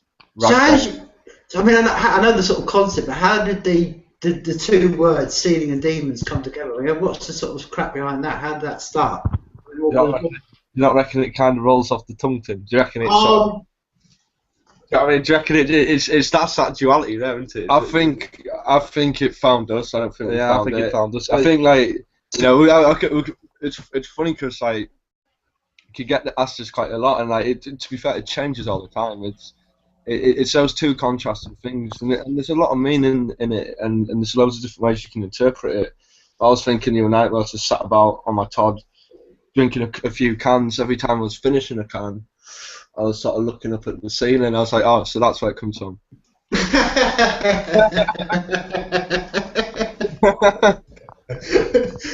So it changes daily, man. Exactly, man. I don't know if I'm not, you know, I couldn't really sort of see an album, the dual size by the Ducket Puppets. No. It's an interesting one. The Ducket, that was where one of our friends sort of ended his life, and this was before, like this was when we first started making music, and that place sort of held a lot of relevance to us, and to see a picture of it in our work. I mean, it's like the little Castley thing on the Lord I Must Be Strong Now video that we're dancing and prancing about outside, fucking rapping and shit. Yeah, so I mean that was like, that used to be our garden, man, as far as I was concerned. That's where we grew up in there, man. So like, just looking back in hindsight, it's quite interesting looking at that name. Quite dark too. Yeah. Well, that was one of the things I really liked about the Lord I Must Be Strong Now video, and even presenting the image of the ceiling demons was to go back to what we were saying earlier, you didn't have to take yourself so seriously, when doing a video or saying lyrics like Lord I Must Be Strong Now, because so you could dance and prance about, and like the shot of Beat Demon with the boombox, like that sort of stuff. It's easy, I think, for an audience to see that you're not trying to play to an image, that you are just being honest, and when they see that, I think they can easily incorporate that into the music and into the lyrics and the words, and say, it's just as free as their image, that they don't have to. We don't have to see, videos of you crying or posturing or trying to like look a certain way or do whatever. Like, the music is you're yourself, the image is yourself. That was one of the really great things that I loved about that video, and especially I just was reminded of it when you said dancing and prancing around in there, because that's I think we have to have that as artists, and we shouldn't take ourselves too seriously. Yeah, right on. Nice one, that big up. Yeah, it was fun. It was fun because it was like snowing at the time and that. So yeah, I remember there was a scene when Beat Demon wasn't there, so we stuck his mask on a tree and just pagged it with snowballs. We were on the right laugh. That was great, man. That's a good one. But that almost ties in what we were kind of like started this podcast off about, because that place now, if only in your minds, holds some sort of resonance to what the events and people around it. That place you're just talking about, the Ducket part. It's almost like it holds that resonance, doesn't it, for you now? I mean, whether that's just you boys only, and I can walk past and know, or whatever, but there's something held in that place, isn't there? Yeah, absolutely. I mean, it's quite an interesting one, I find, for myself, because when I think about it, and I could say it in a dark sort of tones, man, but I had a lot of happy times there, and I remember, I think when I first started playing music, like playing the guitar and shit, it was in the Ducket. I'd sit and play tunes, play songs on acoustic guitar, and first place I remember smoking dope as well, to be honest, like, and yeah, man, it's a lot of fun memories, man, a lot of fun memories as well, man. Yeah, really, yeah, it's a lot that resonates to that sacred, sacred. To be fair, every time I go, every time, it's not many times, but any time now I go between my house and Stirling, I'm always going to have a memory of that police cover, man. So, I mean, certain places, that bridge will always have a resonance towards me. Guards for life, mate. Rage Against the Screamer, man. Rage Against the Scream. Yeah, Rage Against the Scream. Rage Against the Screamer, man. Right on, man. So right. Is there anything you want to kind of like chip in and talk to, or anything you want to say? Because you've been very quiet tonight. Like I said, it was a long night for me. But no, I'm trying to figure out. I don't know. I'm just getting ideas for this quality thing that we're trying to work out on the video, and yeah, that's what I'm doing over here on the other computer, uploading and yeah, trying to figure that out. So I don't know. I guess if anybody can help with that. Basically, we have a great quality video, and YouTube does not want to give us the quality. Is that what? That's ridiculous, isn't it? When you think about it, because you put all that. I mean, I can particularly say I know how much work you, particularly Ryan, have put into this stuff, and for that, all that effort to be hampered at the end says a lot about the system and the internet as it is, I think. Oh yeah, and I was even telling I was talking to Sai yesterday, and I said, you know, I have a couple videos on YouTube. I did them all the same way. I upload them all the same way. Some of them will show up at 480p, will allow 480p, and some of them are only, 360p. And it's just not even like giving me the options, and it doesn't even give you an option of, setting your own quality in there. Like it does it automatically, but it's not recognizing it, and that's just sort of ridiculous. So we're trying all sorts of things. We're converting the files. We're doing a lot of different weird things, and yeah, I don't know. It's just being weird. Well, I really hope that doesn't hold it back, because, as I said before, it's a mind-blowing piece, and I'm sure the boys will back me up on this. It's a mind-blowing video. I mean, you can tell you put a lot of effort into it, and as I keep saying, you should take a bow.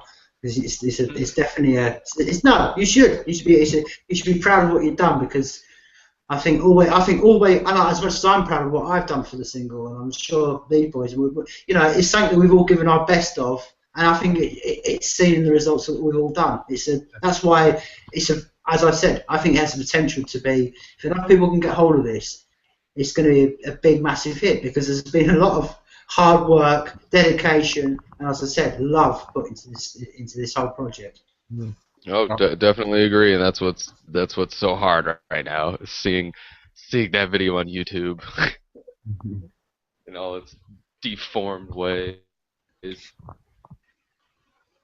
Well, yeah, I mean, I'm looking forward to seeing it, like, once we get all these things ironed out, and that's like seeing the reaction from the people, from the demons, man. Like, check it out and get sharing it, man. And it's all for a good cause, man. Well, exactly. I mean, and I think I think people. I've said this. I think a lot of people are going to be kind of. It's definitely a different direction to what you've done before originally in your videos. I mean, that's all I can say. I don't want to preempt this and put people's opinions, judge other people or tank other people's opinions, but it's definitely. I think it seems. I think the video. To me, it feels like a Sealing Demons remix video. Yeah, man. Yeah. Like it felt just like like not a Sealing Demons video, but definitely like some sort of remix version of a Demons video. And I think the footage you guys sent me, kind of helped tie that all together.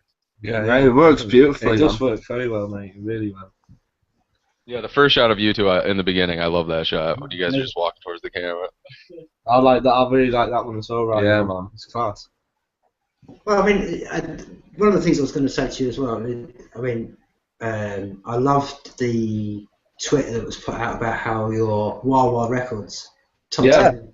Yeah, Big up to Wawa, man. massive, Like, massive fucking love for the people of Wakefield and Alan Wakey. Wawa. Right, yeah. Shout out to those cats, man. Yeah, Yeah, he put bless, the top 10 records of the year, and he put our one number 2. And local records. Like, some good, local good records, releases, yeah, man. really, Like really that post-war Glamour Girls album. That's number 1. Is fucking fantastic, man. It's a really good album. Folder in there, man. Like their new single, it's brilliant. All of Us on Drugs, yeah. Yeah, no, it's really good stuff, man. Yorkshire, man. Yorkshire. Well, I mean, I was talking in the context. I mean, I was more thinking the context of myself when I read that last night, thinking, I mean, it was less than a year ago that you put this stuff out, and it's been, I don't know, from my angle watching it, it's been a phenomenal ride that you boys have been on. I mean, I don't know what it's like from your end, what it's been experiencing this ride that you've been on, but it's just been, as you say, the seed has been sown, and it's definitely flowering or thriving.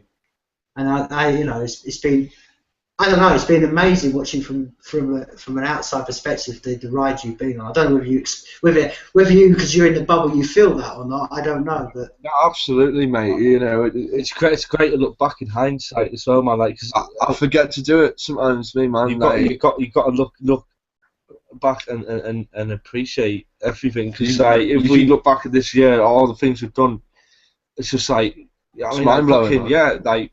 I mean, just fucking list really good stuff, and when you sort of put that down on paper or just in your mind, just think about all of them.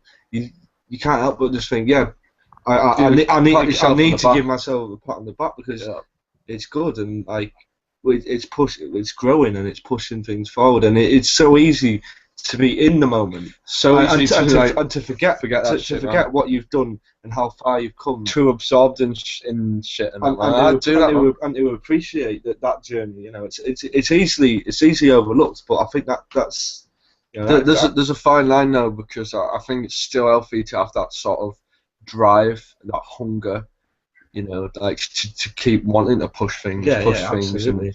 Yeah, and but the success and that we've had over the last 12 months has been fucking unbelievable, and you know, from playing with people like Young Fathers and watching them go on to win the Mercury Prize, man, it's very inspiring stuff, man, and like, yeah, just blessed to be doing what we're doing, and hopefully 2015 is going to be a big year for Sealing Demons, man. well, I mean, I can only concur because, as I said to you before, watching you, as I mentioned earlier on the podcast, you know, sitting outside that July hot evening in Leeds, watching, you know, the Unity and you warming up, and for the first time you put the first bits of Demons on, it was like people just came in, and from that to going, I mean, it is one of my all-time, probably in the top 5 of my all-time gigs ever, was watching you lot at Yorkshire and the Richmond gig. That was just live. Mate, yeah. that was one of the highlights of my year. It was, and to think, wow, if you boys don't, I mean, I really hope you appreciate it, because it was kind of like, wow, you know, that night, and I know it's really difficult because I've had a bit of experience with it, but it's like you just said then, when you're in the bubble, you don't kind of realise the chaos that's going around you, and the you know, it's like I said, that Richmond gig was just fantastic that night, and Great vibe. There was a vibe in that tent that night that I compared to seeing, I've said this before, when I saw Slayer at Donington in 87 and 88, it was that kind of vibe, like, whoa, this is going off, man, this is definitely going off. Yeah, well, man. Awesome. Hopefully we'll have more of that this Friday, mate. Yes, mate. But it's one of the things that I said to George when we had him on the podcast. It was like, even watching this, like, little George, you know, like from being very reserved at the back, head down. The NPC and that, like, with mask on, to suddenly fucking, they're all just illusions. Exactly. Absolutely. Turning that little line, Tim, that little negative, fucking slaying it right. Playing positive, man. Exactly, man. Exactly. Yeah. One of the things that poor old Ryan has yet to experience, man. But you were saying to me that you may be recording some of the gig on Friday. Yeah, there's I think there's a film crew who's going to record a couple of tracks by each of the band. So I think that'll be on the 360 Club's YouTube account. Page, yeah. Once it all gets edited. Once it gets edited and it's live and stuff, we'll be putting out on the social media sites. So just keep your eyes peeled, like Ryan, and yeah, be good to know. Oh, I'm definitely going to be looking forward to seeing that one. Yeah, right on, man. So they're obviously going to play "Follow the Lights" for you. Is it? Are they going to play anything else for you, or just that one song? Just that track. Unfortunately, they're not like on the bill at all, so to speak. They're just here to support the single. They're just here to support the single and to do the track live with us. So, but it's good. Yeah, I'm really looking forward to this. It's going to be something really special, I think. And you know, we often we've played with a few bands before, and it's always when we started playing live, we were playing with a full band, and there's just a different energy to just like the MPC and Will, which I mean, like fucking it's brilliant what we got going, and like I love it, but with just a live band as well, it's just a bit more it just seems a bit more on edge, and I like that. That's something I always try and bring to our live show anyway. I like walking that fine line that Sanity is trying to fucking define, like, you know what I mean? I mean, have you gone out and sort of like had a rehearsal session with them over this? We're doing it this week, right?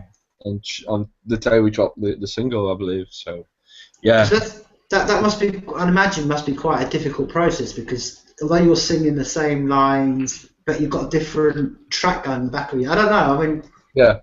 Yeah, it is a little bit, man. We basically just run through it a number of times and we'll nail it, man. Like it's for us, it's pretty much the same sort of crack.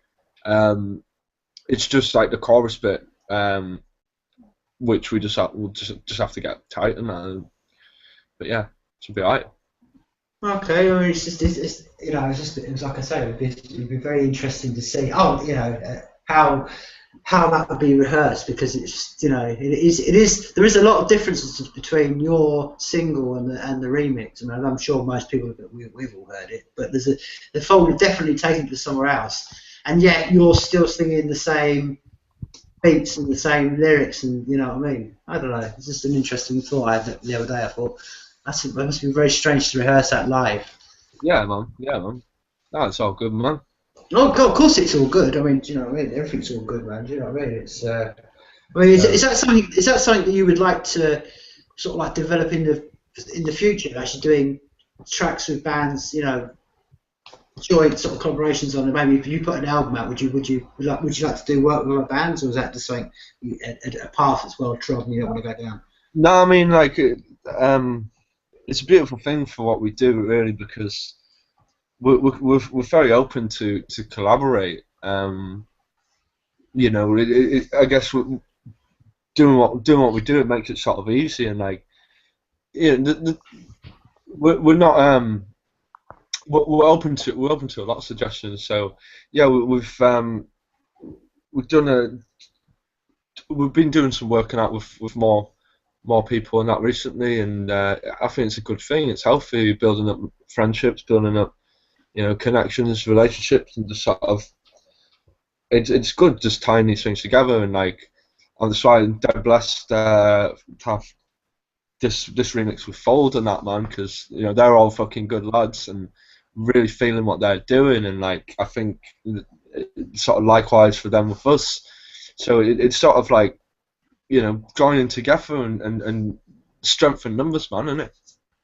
Well, definitely. Which we said before is a very naturalistic way of doing things. You know what I mean? When a poppy sticks up in its head above the grass in a field, it's not long before there's other poppies there, and before you know it, there's a whole red field. You know, this is what happens in nature, and all we're doing now is replicating that same thing. And you know, like you say, you're throwing the seeds, and plenty of flowers are thriving, and that's what I love about as I said before, this is creative wave rising, and it's all around this idea of none of you. I mean, there's no ego involved in any of you lot, none of it. And we were joking earlier on, but you know, there's no ego in any of you lot, and that's what I love, because I've supported bands when I was back in the day, and you know, one band that maybe play one radio show and that's it, and they think they're lords of the world, and it's you know it's such a refreshing thing, and I know I sort of like reiterate this to you boys as well, because it's, you know, it is one of the refreshing things to see from you lads, you know what I mean, and that you are real, down to earth, straight, you know, straight talking people, and that's where you're, you know, a lot of this, like you just said then, you know, like you come all together with a fold and stuff. There's a new wave. I think there's a new wave of bands that are all on this same vibe, right from the very top of your Scroobius Pips, right down to, you know, the Wighead, who are, you know, maybe, you know, there's a whole range of new stuff coming through, and there's no ego involved. That's what's blowing me away, because I used to be in the music industry, and it was just destroyed by ego. You know, the amount of people that got up their own arses on every little thing. And that's what I love about this new wave coming through. There's no ego involved in it at all. Yeah, what I man. Like, Yeah, I hear that. yeah, it's good to stay humble, stay grounded. You know, I mean, there's little things which I think it's sort of funny, like that they sort of like hit a chord with us. Like, we had a tweet from fella down like Wakefield way earlier on, I think today, or was it yesterday? Yeah. And he was like brewing some beer, like listening to Singing the Demons, Yeah, and just, sure. like a tweet out of the blue, and that it's just like that's why I'm just like grabbing Dan by like the fucking like scruffing, like screaming, yes mate, just screaming in his face, like yes mate. I don't know if you call that ego or just. But then when it comes to time or laugh, when it comes to like the radio things and the articles and that, it's just like, yeah, sound. Though, like, absolutely. No, blessed yeah, and absolutely, humbled by absolutely that. blessed and humbled by it, but like it's just like, yeah, Just those. it doesn't go to your head as much as like my mate fucking in going over to Australia, and he does the fucking he does Jumps out of plane. yeah, what's it, skydive? He did the skydive. He jumped out of a plane wearing a Stephen Demon shirt. Yeah, I mean, shit like that goes to my head. That blows my mind. That goes to my head a lot more than like getting all this exposure, which is brilliant. But it's just like it doesn't. I don't know. I'm just like connected with people. Just like, I mean, it's a beautiful thing.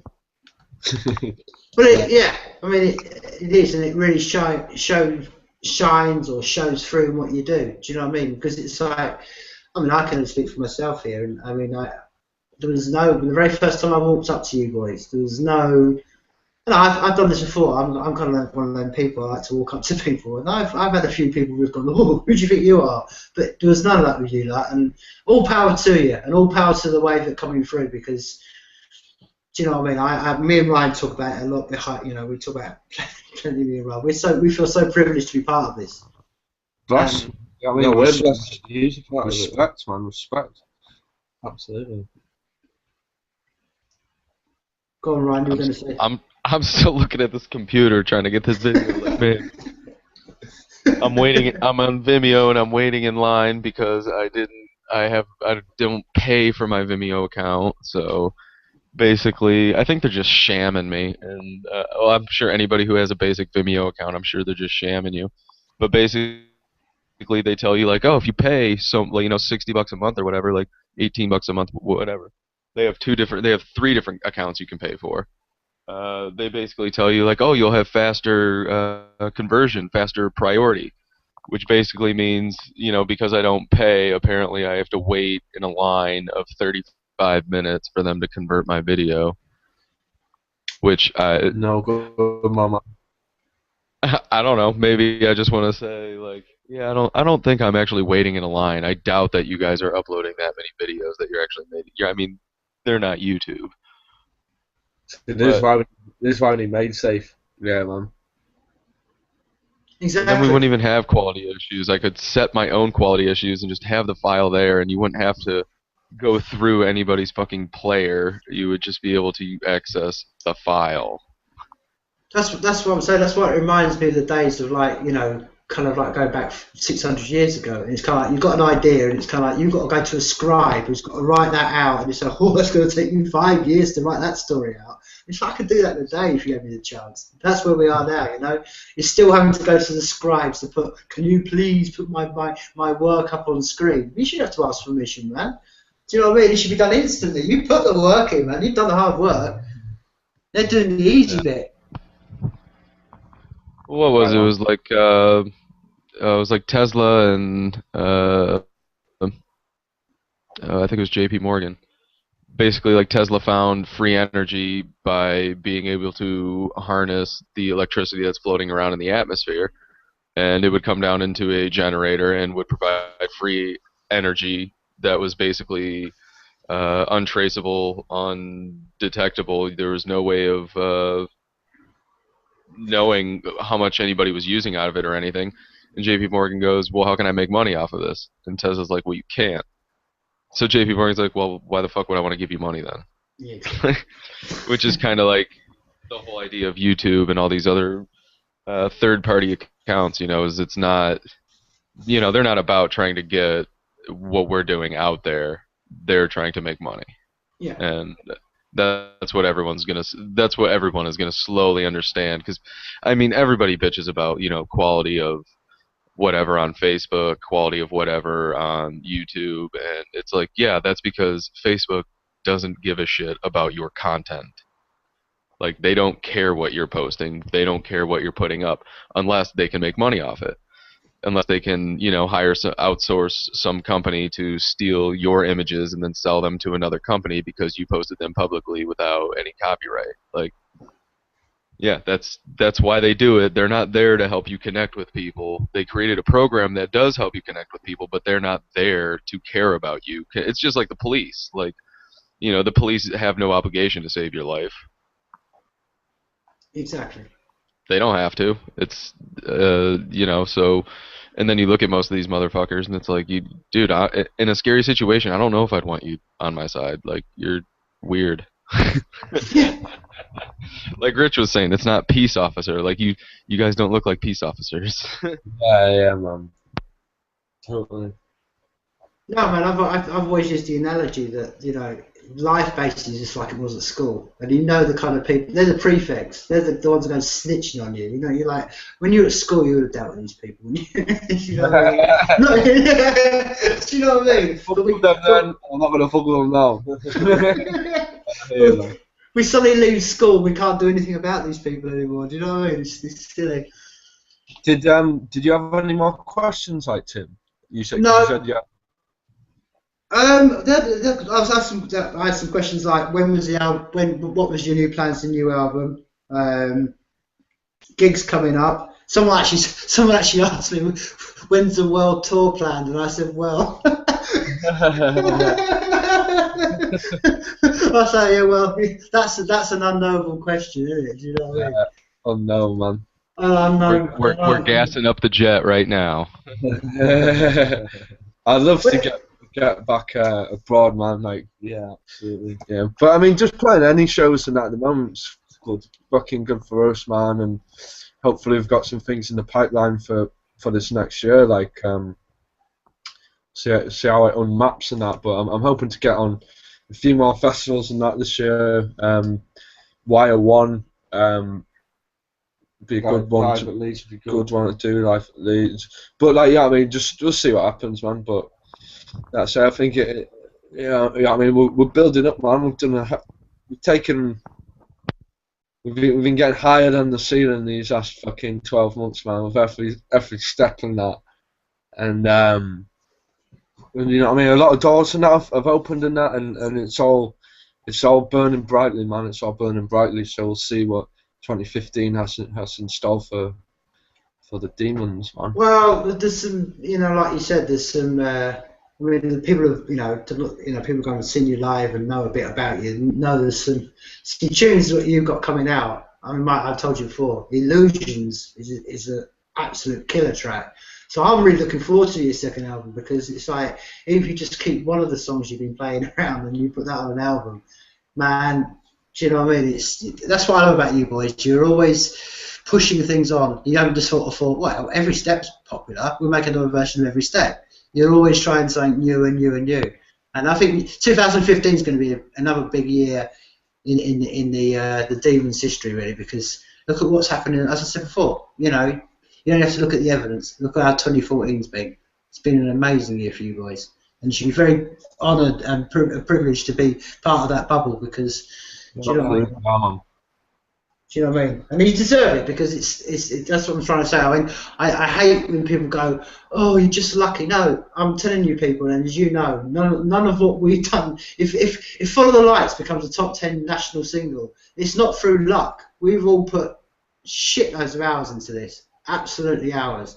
I mean, I know how much I put into my artwork, and I know how much Ryan's putting into it, and I know how much you put into it, and I'm sure Seth from Folded is exactly the same.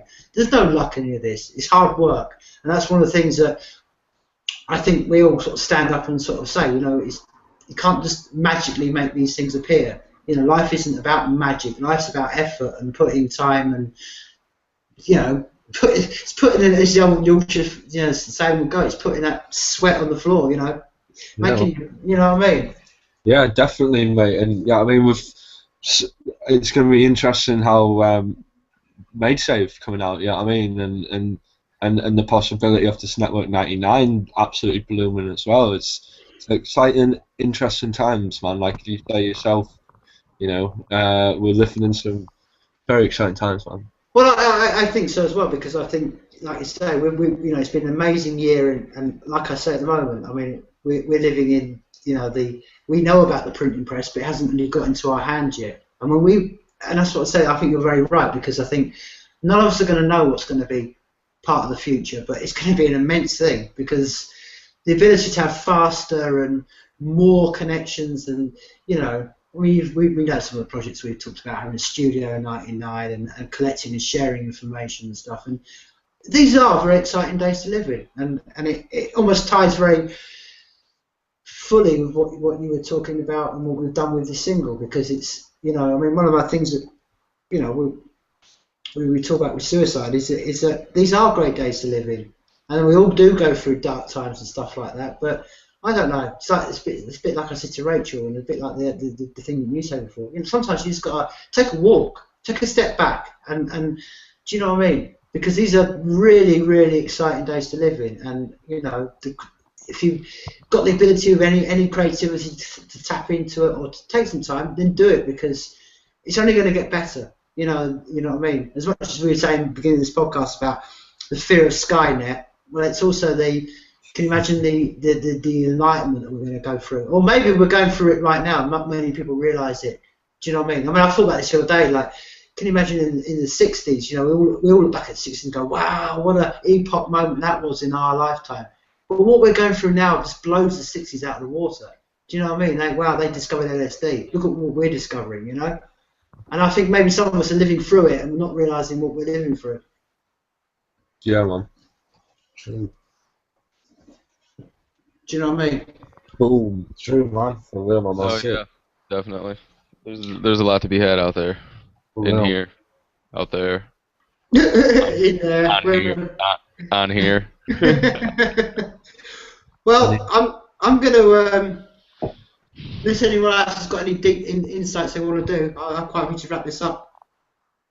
Yeah, man. Unless we're gonna like go on smoke breaks or something, yeah, I'm gonna have to go. Okay, man. Well, I'll tell you what I'm going to do. I'm gonna finish with when I can find it on my phone. I'm gonna finish with every step, and we can just do it like that. So just to reiterate again, let's go through where anyone who hasn't listened to this podcast and hasn't seen Demons, where they can find you. Yeah, you can find us on Twitter. It's @CeilingDemons. We're on Bandcamp if you'd like to listen to our music. It's ceilingdemons.bandcamp.com and SoundCloud. Check out our videos on YouTube, all that jazz. Facebook, social media is haunted by demons. And again, people, just keep an eye out. This week it will be, well, where's it going to be released, this video? What is it, Earmilk, isn't it? We'll be premiering it on Earmilk this week. Yeah, we're tying those things up at the moment. It's big music site putting out a lot of new music and stuff, and we've worked with them before. They've helped us before. Big shout out to them. Big shout out to Earmilk. So yeah, but yeah, hopefully we can get that lined up, and hopefully that'll be with everyone. over the next day or so. Well, perfect. Well, from Scotland, I'd like to say good night. Good night, Ryan. Good night, Sam and I. And life is people, people. And we're finishing on the remix of Follow the Lights by Sealing Demons, Stroke the Fold. And until next week, when it's a weekend, life is people, people. Life is people. Life is people. Follow the lights. Follow the lights indeed, my man.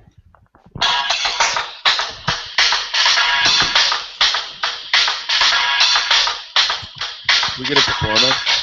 I step up to the roles, the actor knows how easy it is to be exposed. When you go, so when you go, yes. Everyone is no one great, I'll always keep your secret safe inside our hiding place, blessed by your pure grace. Keep the smile on your face, because when I grow up, when I finally sober up, I'll be free from the drugs, I'll be free for your love. My best friends are long gone, but I got runner-ups, and every step is moving me up. North and stars of hearts filled with love, trust the stardust as we shine up above. Follow the lights because we're taking you up, we're taking you up. We have been stuck too long in this dungeon, conquered the walls and climbed to the ceiling. The beat demons, rhythms lift us all higher than the ceilings.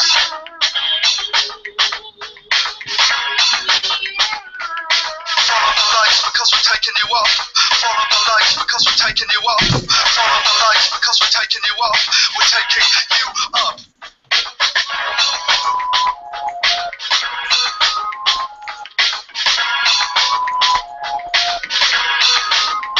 Alleviate every pain, anxiety, worries, point to the sky and be free. Escape responsibilities, use courtesy, the stars are made for you and me.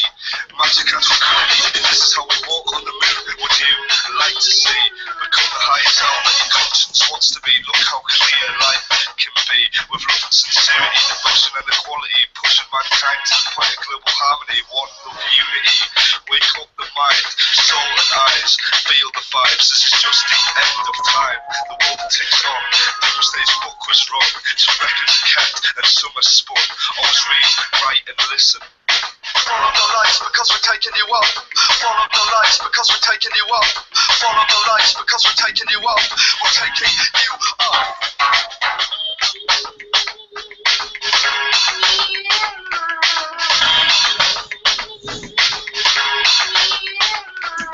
Follow the lights because we're taking you up. Follow the lights because we're taking you up. Follow the lights because we're taking you up.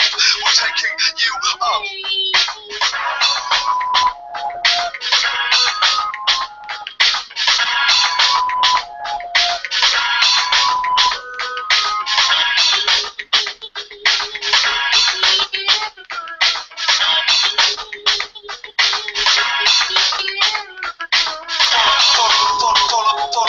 Follow the lights because we're taking you up. Follow, we're taking